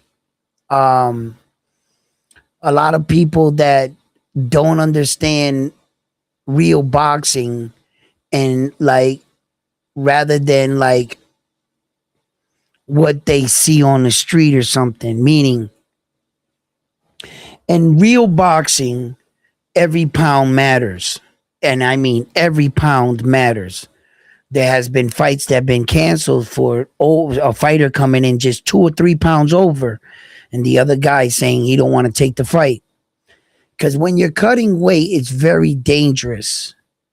At that, when you start to cut weight and you're putting your body through a weight cut, that you're taking all the water out of your body, the first organ to release all its water is the human brain.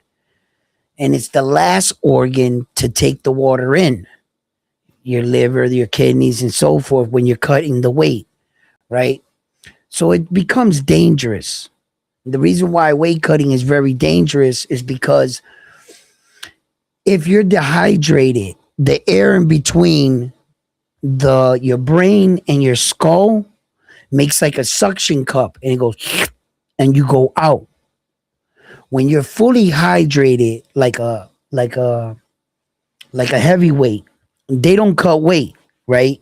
Have you ever got in a fight with a fat guy? Right? You punch him and he goes and looks at you. He's full of fluids. He can take a punch. Heavyweights never cut weight.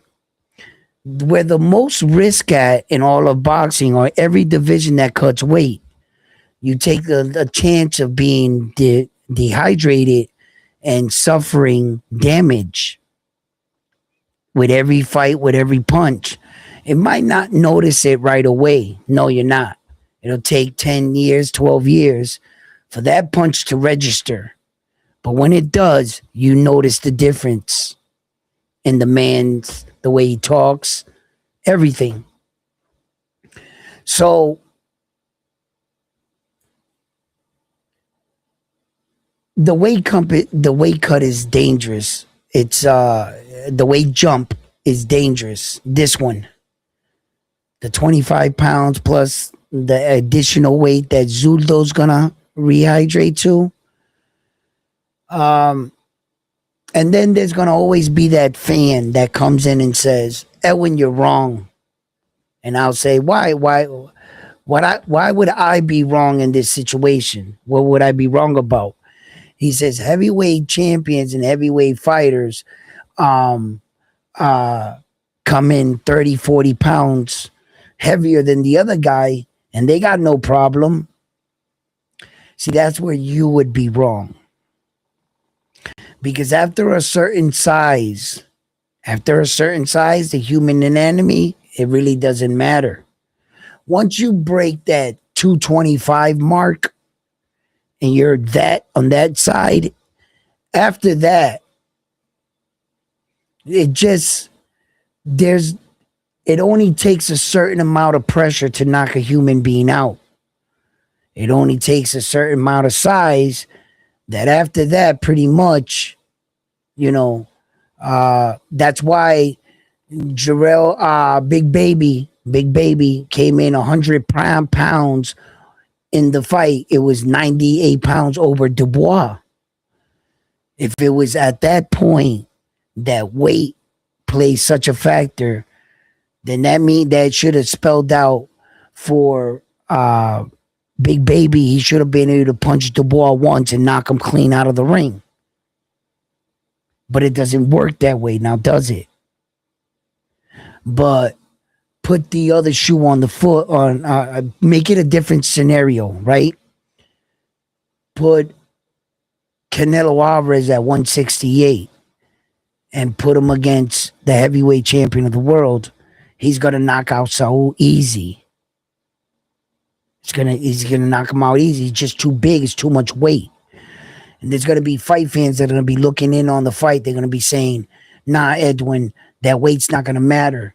And I don't think they understand. You're talking about that kind of weight cut in a division where you actually cut weight. We're not talking about heavyweight guys that never cut weight a day in their life. Their body's conditioned to fight like this, and these men's bodies and conditions are to train and fight like this. And when one guy got a clear size advantage in these kind of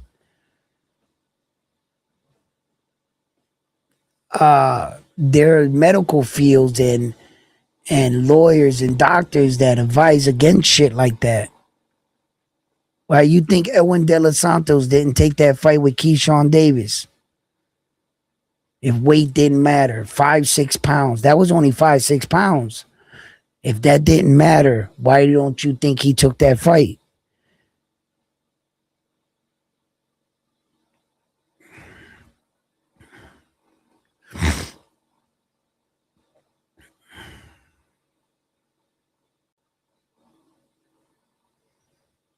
Damn, and it's true. Like, David doesn't look like he gained a single pound.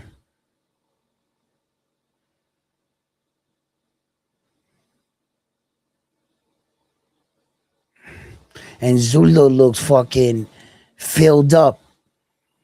Way thicker, way bigger.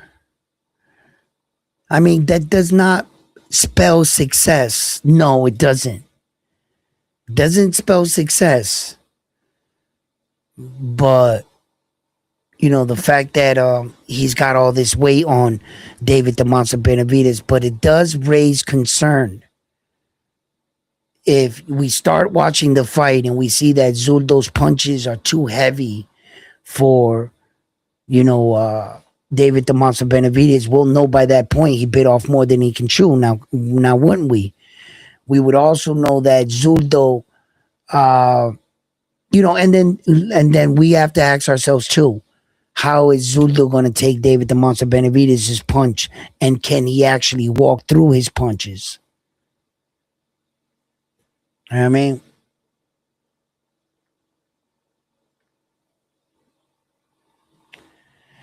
I do admit that David is going to be the more faster of the two, but for how long? I admit that David's going to be I think he's the better fighter of the two, David the Monster Benavidez. But sometimes that doesn't matter who the better of the two fighter.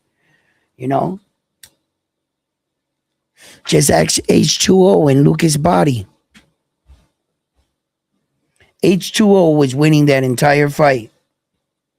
Out of nowhere, Lucas Body unleashed this massive shot, just knocked out H2O. Now, didn't he? I don't think Lucas Body was the better of the boxers, but he was more patient. He believed in himself, and he landed the shot. There's no such thing as a lucky punch in fighting. There's no such thing as a lucky punch. If you train to throw those punches, then ain't nothing lucky about it. That rosary bead is fucking killing them, bro. That's got solid gold cross. The cross itself that's just gotta be solid too. That shit is dope. I had two of them. Those gold rosary beads. I had one for my girl, one for me.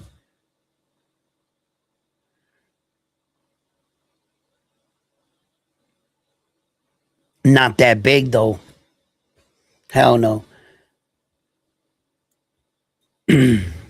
Shit, my shit was fucking like I would say a little bit under the size of a regular rosary bead, like that size. And I remember that shit cost a lot.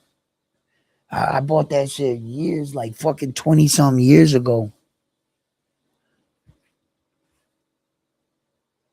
No, me and my girl, we were together. We've only been together 17 years. So about 14, 15 years ago is when I bought those rosary beads. Like that style. His shit is fucking on some Debo shit. That shit gotta cost a lot.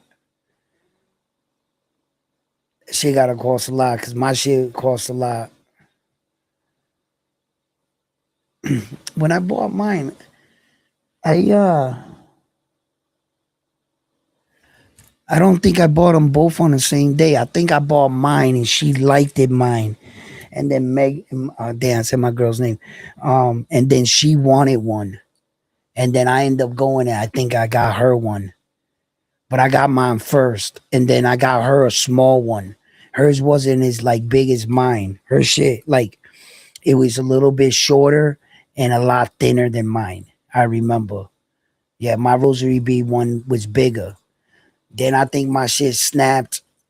I think I got it in a fight one day. My shit snapped and I had it like in a jewelry box for like years.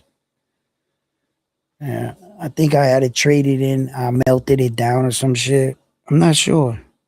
I've had a lot of different gold pieces. I've thinned down all my gold over the years. Over the years, I've dulled it down a little. I had a lot of bracelets, a lot of big chains and shit. Nothing like that David the Monster Benavidez shit though. I ain't never had no shit like that.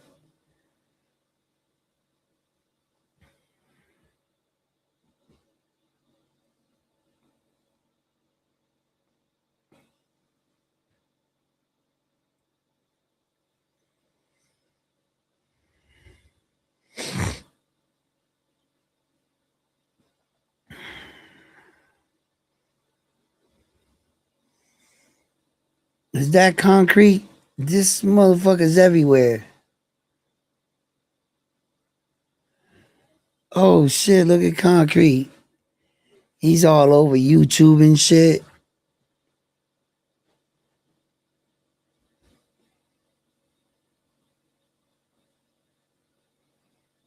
What's he saying? Let me hear this shit. Damn, I'm fucking tired, bro.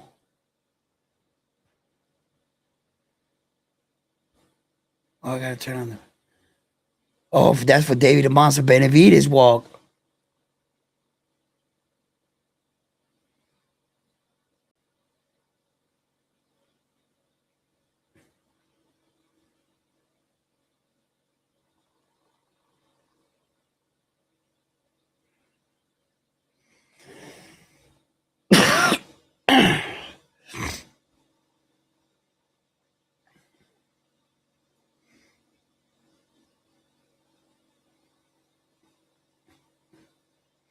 $5 months in camp, no weight cut, no weight cut, and you didn't even come in 200 pounds.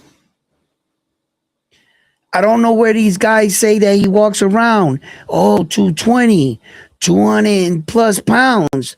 I'm like, bro, if that was true, well, then why didn't he come in the 220 that you claim he walks around in?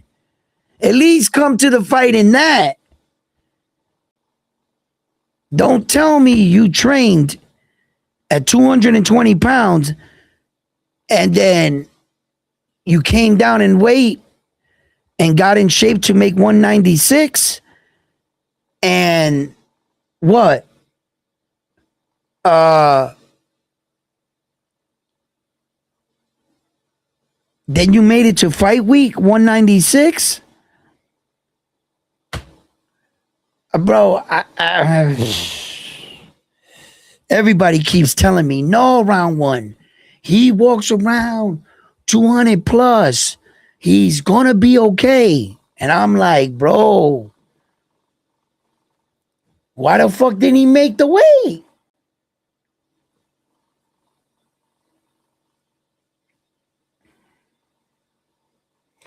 Zurdo cut weight.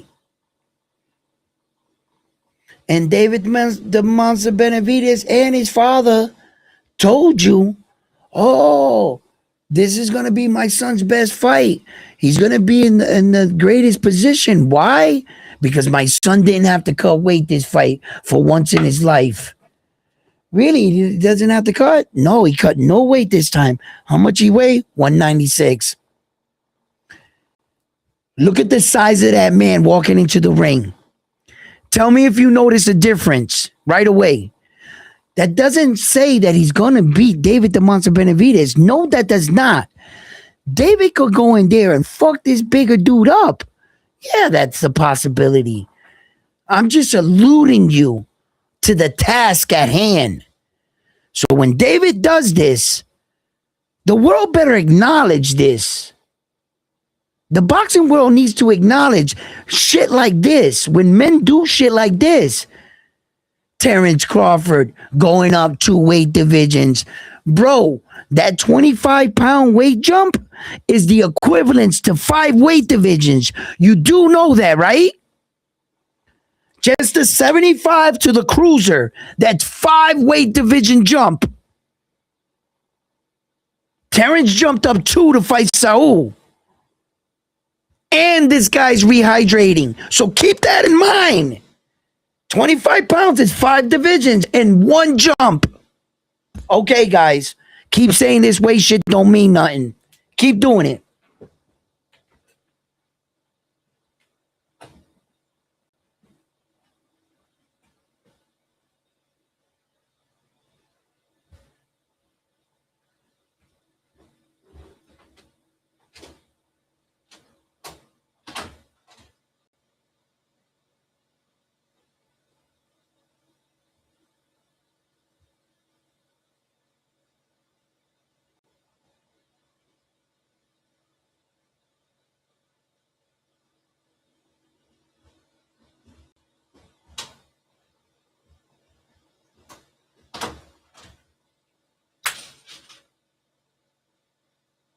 I want y'all to let that sink in. Let that shit sink in for a second.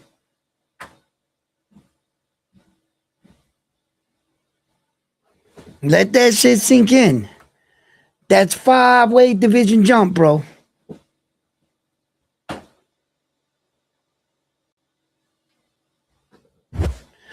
Most weight divisions, a jump like 115, 118. That's 3 pounds.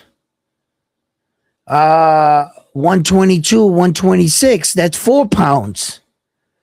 108 to 112. 4 pounds. Right? Put 4 pounds, 4 pounds, 4 pounds, 4 pounds, 4 pounds 5 times. 25 pounds. That's math, right? You go. That's 20 pounds right there, and add another 5, bro. That's 5 weight division jump. And Zurdo's rehydrating. Zurdo taking a dive. What's he taking a dive for? Front line to help out David the Monster Benavidez' career, to make him the next. Look at David the Monster Benavidez. 196.8. 29, 6 feet and a half. He's only 6 feet. Zurdo's what? 6'2"? 6'2"?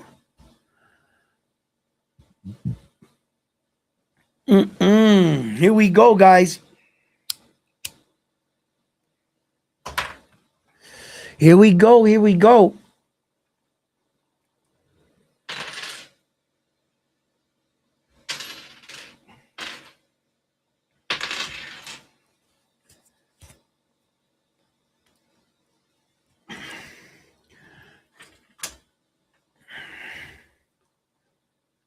Oh, yeah, I'm about to go to bed right after this shit.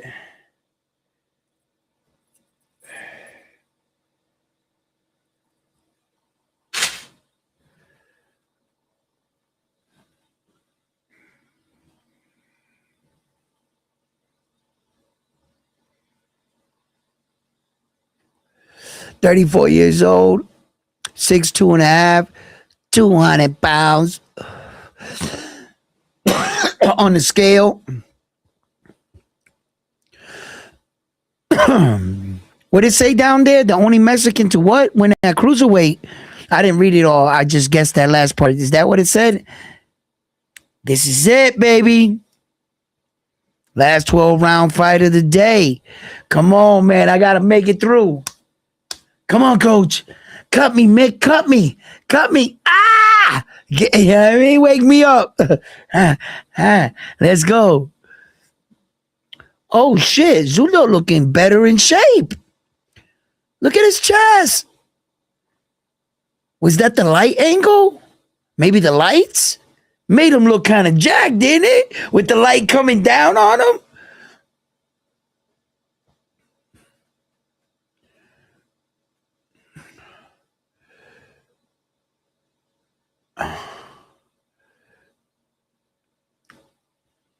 Mm-mm-mm.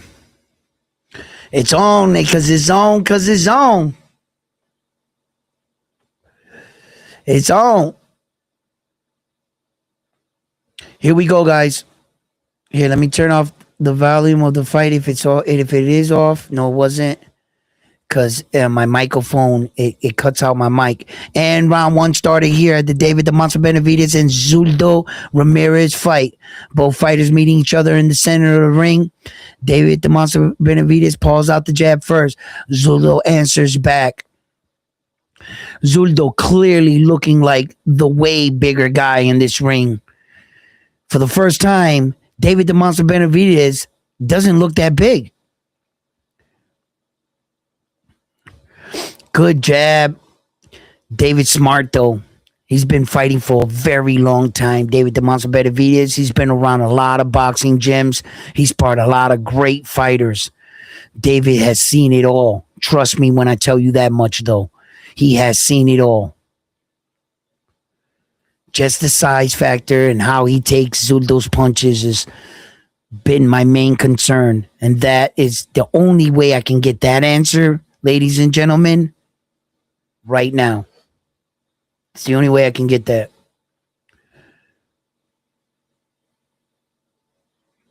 And Zurdo and David the Monster Benavidez is really feeling each other out right now. Good straight shot right down the pike with David. It was a good punch. And lets you know that he can hit him. It's a good sign in the beginning of the match when you're hitting your opponent right away. David starts to flick out that jab right now. Goes in the inside. Zurdo pops out his jab. And Zurdo is doing the right thing. He's circling to the right side. Everything. He's covering up well too. David's just a bit more faster. That's it. He's just a bit more faster.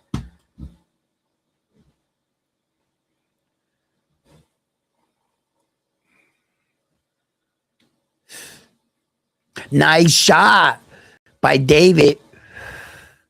And Zurdo tries to answer back. David covers up well. Go good. David's doing some nice work right here. He doubled up his shot, went downstairs to the body, turned it back upstairs, level change on his shot. Zurdo coming forward, walking forward, trying to punch with David.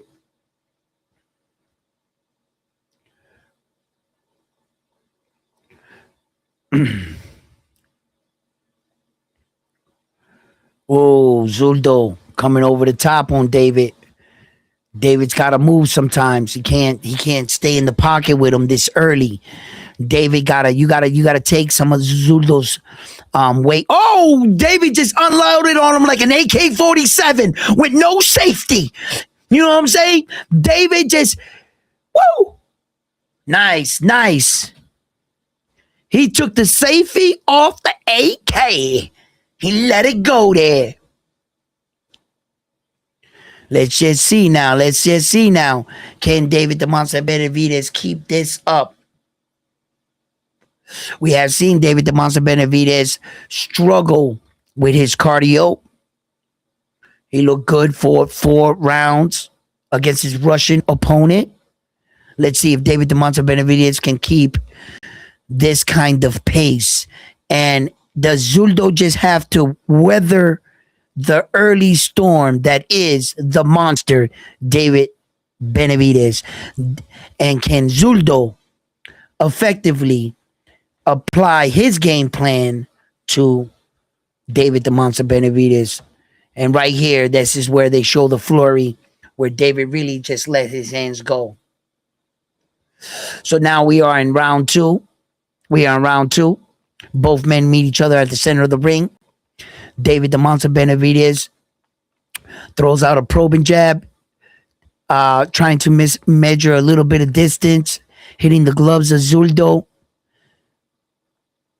And David's circling out. Nice. David is doing very well with the jab. See if what kind of response he's getting from Zurdo after the jab. David's making reads right now.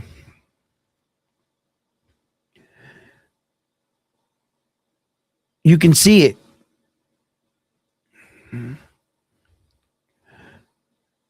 Zurdo's making some reads of his own.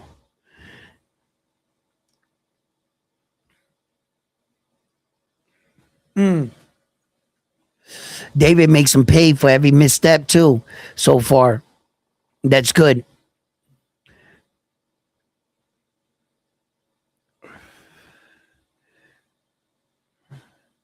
Nice shot. Good little body shot on the inside by David. Zurdo, ooh, swung big.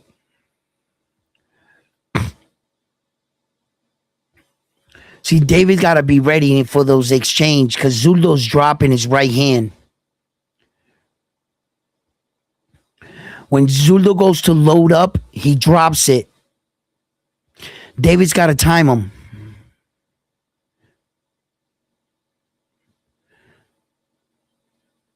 Nice shot.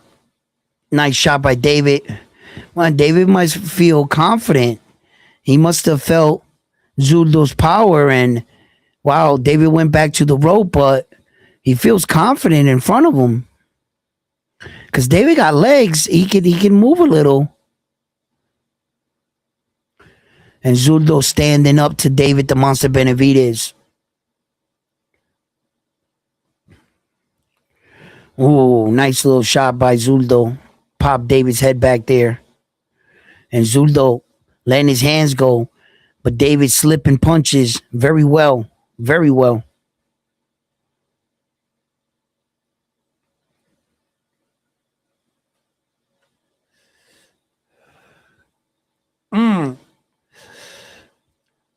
David's landing some good shots off counters. He's countering Zurdo pretty well right now. And a lot of the shots that Zurdo is throwing, man, David is blocking that shit in the guard. David just unloaded with a 4-piece right there. Oh, nice little uppercut by David on the inside. That was a nice one. The closing seconds, Zurdo grimaced. He went like this. He went like that. Yo, he grimaced. That was a good shot by David the Monster Benavidez to close out the ending of the second round. So far, I got David the Monster Benavidez up 2-0. How do you guys got it? I got it 2-0 right now. Nah, I got it 2-0.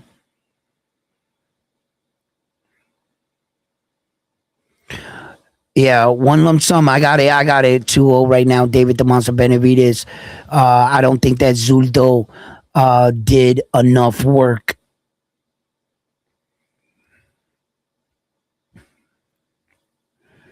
Boom. Look at that jack hook on the inside. Boom. Now, like I said, I've been saying it. I think David's going to look good for 4 rounds. Let's see if he can maintain this. You understand? Okay.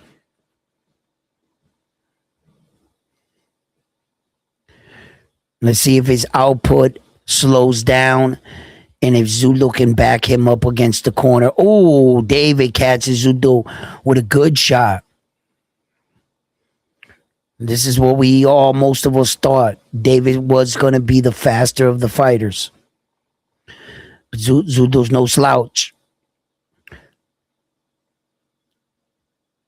So far, David's doing pretty good, to this weight, but Zurdo hasn't really even put the weight on him yet. He hasn't been smothered him. And here comes Zurdo trying to open up. And Biggest change. Oh, David gets caught with a couple shots right there. David wore it well though. Oh shit. You know, Dave the Monster Benavidez is gonna be in the fire. You're gonna take some. You're gonna take some heat. You're gonna take some punches. David's got to watch it. He doesn't overextend and get caught in one of those sequences where he's reaching. You know, reaching.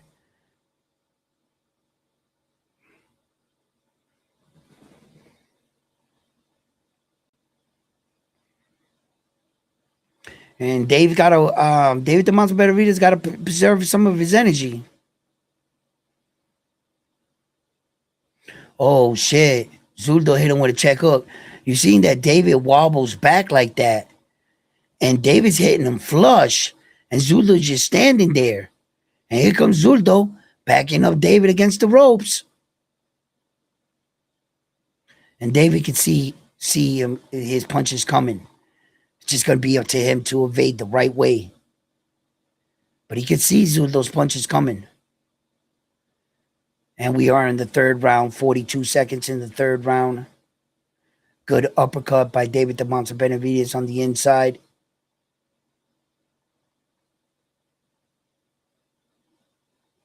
Oh, nice shot by David the Monster Benavidez.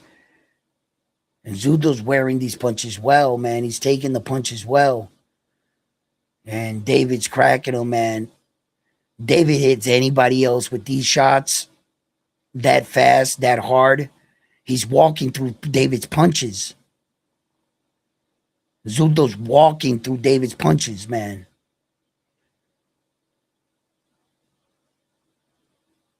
And David's wasting energy going blah, blah, blah, blah, blah, blah, blah.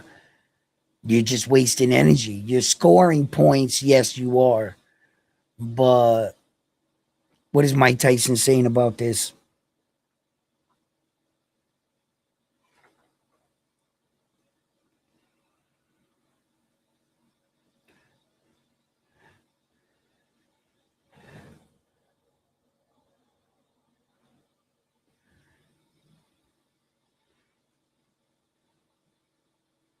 There you go, Mike Tyson. Good advice.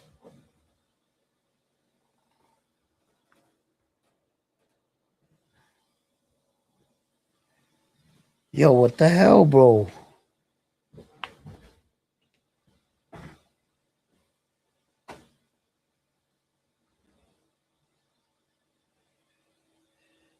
Alright. I don't know. It fucking dropped. Alright, let's go. That's what I'm saying, Mike. You can't let this guy hit on you like this, bro. Yo, this is not it, bro. This is not it. I dropped it. I did something with it. I don't know what the fuck I did. Come on, David. Ooh, David. Got a little chichon over that eye, bro. Use the jab box. Use the jab. Use the jab, David.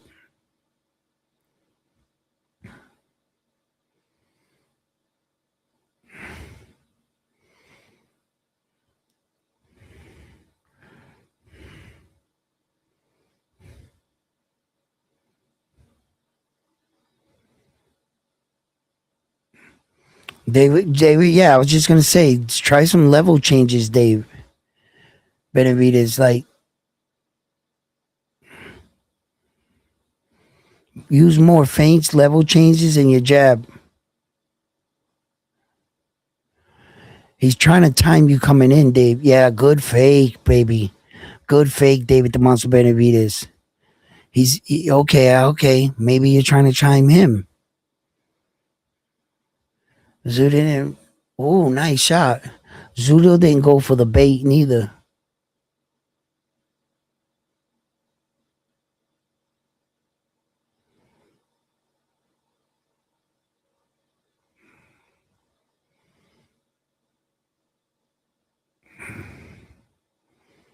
Damn, Zurdo, come on, man. You can't stay up against the ropes, David. Come on. Yeah, good. Get it. Keep that high guard up. Don't get lazy on me, David. Come on, David. That cameraman got to switch sides. Yeah. Every time he goes to the side with Asa's girl there, all I see is these big boobs on the screen. I got to watch the boxing match. There you go, David. Peel that hand off. Peel that hand off. There you go, David. Tear that ass up. Tax that ass. Tax that ass without reciprocation. There you go. Ba-da, ba-da. David, stay disciplined, David. Don't you drop your hands. Ooh, did Zurdo take a step back? Did Zurdo take a step? Come on, David. Yeah, baby. Come on, David. Come on, monster. Show me what you got. Show me what you got, baby. Dame. Oh, he put him down. He put him down. He put Zurdo down. Zurdo try to walk through these punches. David's cracking. David's cracking. Yo, Zurdo was wearing it well, bro. He was faking it like he was walking through these punches like they weren't doing nothing. And then them punches caught up to his ass. Them punches caught up to his ass.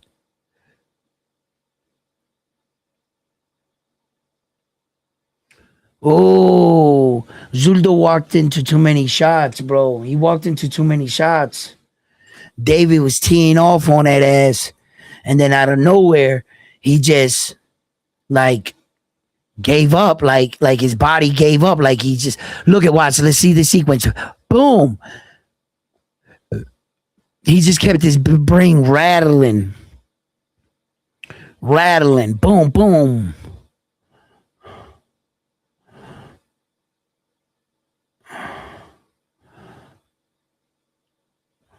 They didn't show the punches leading up into that. Yo, once David the Monster Benavidez does that, that gives you a surge of energy. You get like a new fucking, like a second win and shit. Cause you know you dropped the guy. The fuck is the doctor coming in for like that for? Ain't no blood or nothing like that. Buying his dude more time. Oh, Dave the Monster Benavidez struck first blood. Ooh, good shot, bro. Oh, he's got all the confidence on his side now. David got all the confidence on his side. He dropped. That's a 10-8 round.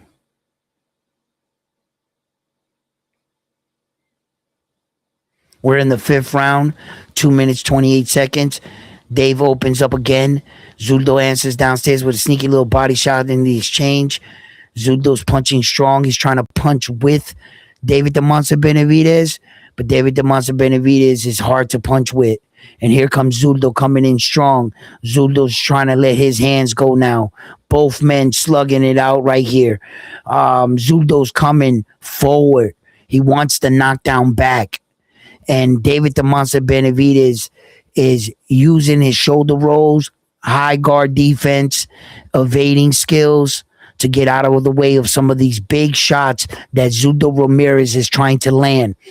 Zurdo Ramirez should be at this point pushing him and laying up against him, trying to zap out some of this David the Monster Benavidez because he's thrown a lot of punches. Zurdo, you're not out of this fight yet. You can turn this fight around.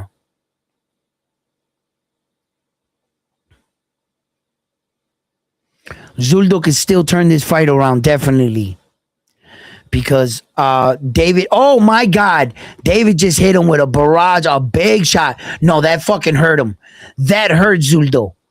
Yes, that did.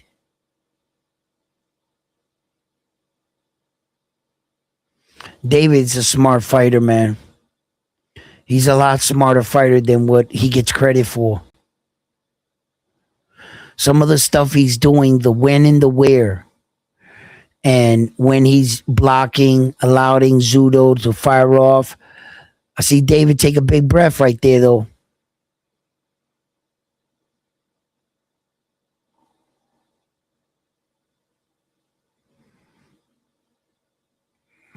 Good check hook right there by David.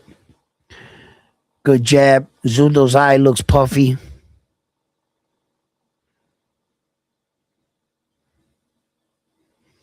Push off a little bit, create space, David the Monster Benavidez. I like the peel game he got going on right now. He's peeling um, Zurdo's guard and then quickly hitting him with a quick shot. Whenever Zurdo gets a little too relaxed standing in front of him and David's close, he peels that first hand and it bangs him. Good fight so far. Good fight. Good knockdown. Good action right now.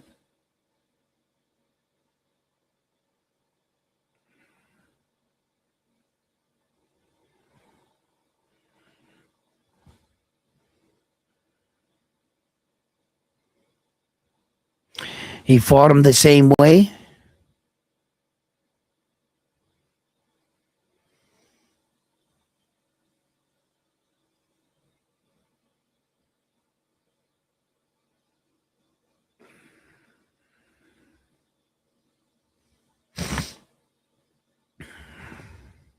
You know, David the Monster Benavidez is winning this fight right now, yes. But at what cost? He's expending a lot of energy, throwing a lot of punches per round. Zurdo can survive the first half of this onslaught. You know, we're only in the sixth round. We're at the halfway point. We have 6 more rounds to go after this. So there's a beginning, a middle, and an end in a fight, unless you abruptly end that with a knockout. So, you know, David the Monster Benavidez can have success in the first half. Let's see how the second half of this fight starts to play out. We are in the 6th round with 2 minutes. Excuse me. 2 minutes and 21 seconds in the 6th round with David the Monster Benavidez and Zurdo Ramirez. Right now, both men are in the center of the ring. And David the Monster Benavidez is still being the more of the aggressor. The output in punches slow down a little bit.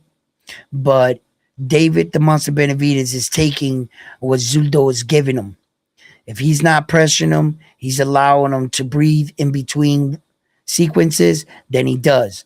David the Monster Benavidez stepping from lefty to righty like this gets me a bit nervous. Oh, what a check hook! He's fighting in the left. Now he's switching back to the right. Well, now he's kind of squared up. See, David the Monster Benavidez does a lot of shit in boxing that you're not supposed to do, and he gets away with it. You know. Oh my God. What a big left shot.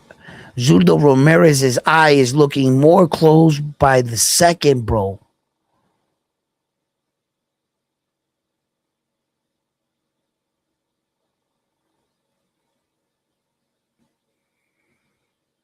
Wow.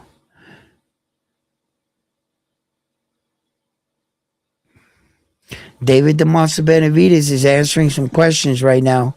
I'm definitely telling you that his output is not slowing down. We're at the 6th round. I even said that let's see if he can get past like this 4-round mark. You know,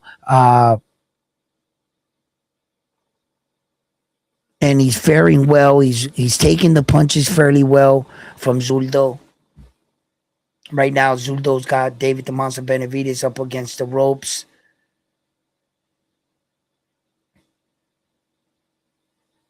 I don't like that punch David throws, like on the top of the forehead. You could break your hand like that. And wow, what a flurry of shots. Wow. Oh no. Oh no, Zurdo is down. His eye is hurt.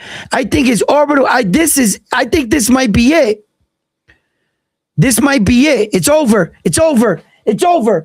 David the Monster Benavidez just knocked out Zurdo Ramirez. I think he broke his orbital bone. Thank God we don't got to go another 6th round. Thank you, David the Monster Benavidez.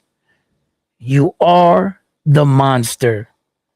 Listen, David the Monster Benavidez knocked out Zurdo And I would say at least he got the knockout and the stoppage against the bigger guy, the bigger obstacle. I'm going to have to give it to David the Monster Benavidez. The label, the monster. He has earned it. For now. For now. He has earned it. No, you got to give credit where credit's due. I'm not going to be biased for no one. Wow, that eye looks bad.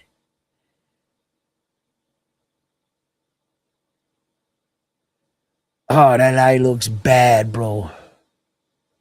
Oh, it's shut. Damn, David's cracking.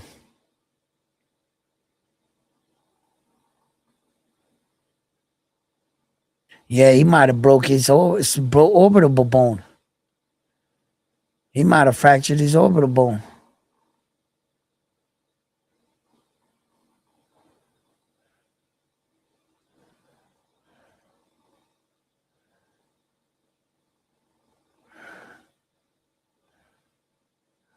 Good performance for David the Monster Benavidez. Was this a punch? Yeah. Ooh. Oh, oh, that was a clean, crispy check hook. Boom. You can see when he flinched his eye when it hurt him. He spit out his mouthpiece. He was done. Look at, and then it instantly swole up. Look how fast that shit swole up. Look how fast it swole up. Damn, that was instant, man. Look at that. Yo, his eye instantly closed from that shot. He broke his orbital bone, didn't he? That looked like some Kell Brook shit. Errol Spence Jr., Kell Brook. That shit looked like some fucking Joy Joyce and Dubois shit. That's what that looked like. Yeah, here come Frontline, talk shit about Naoya anyway, but I'm going to sleep. Yeah, he's going to say the monster got the name. He's going to try to say all this other shit. I'm not letting him on. Nah, because you ain't been on the whole night. You didn't try to come on. And until we fix the restream, Frontline, you can't come on, Frontline. You know what I'm saying? I don't know who you are or what you doing here. Frontline, what's up, bro? Yo, what you trying to come up here with this bullshit? Anyways, the real Hey, Cookie yo, listen. Monster. He's the Cookie Monster. Hey, yo, listen. As you see, se le acabó el tiempo. That's it. Frontline, back into the shadow realm. You know what I mean? Yo, the Frontline got jokes. Listen, guys. Hey, yo, I'm going to sleep. Frontline came in too late. You know what I mean? It was a great performance by the monster. You know what I mean? And it was a great night of boxing. Frontline, you have anything to say before we go? Yo, congratulations to the real tiempo, se le acabó el tiempo. You know, thank you, Frontline, for coming up here, man. You know, listen, eat your crow, Frontline. Eat your crow. All right? You had crow to eat. You lost today. Naoya in a way beat the shit out of Junto. Today is crow day eating for Frontline. I'm going to sleep. I don't even got nothing to say. I'm so goddamn tired. Yo, love you guys. Peace. Frontline, you get no words tonight.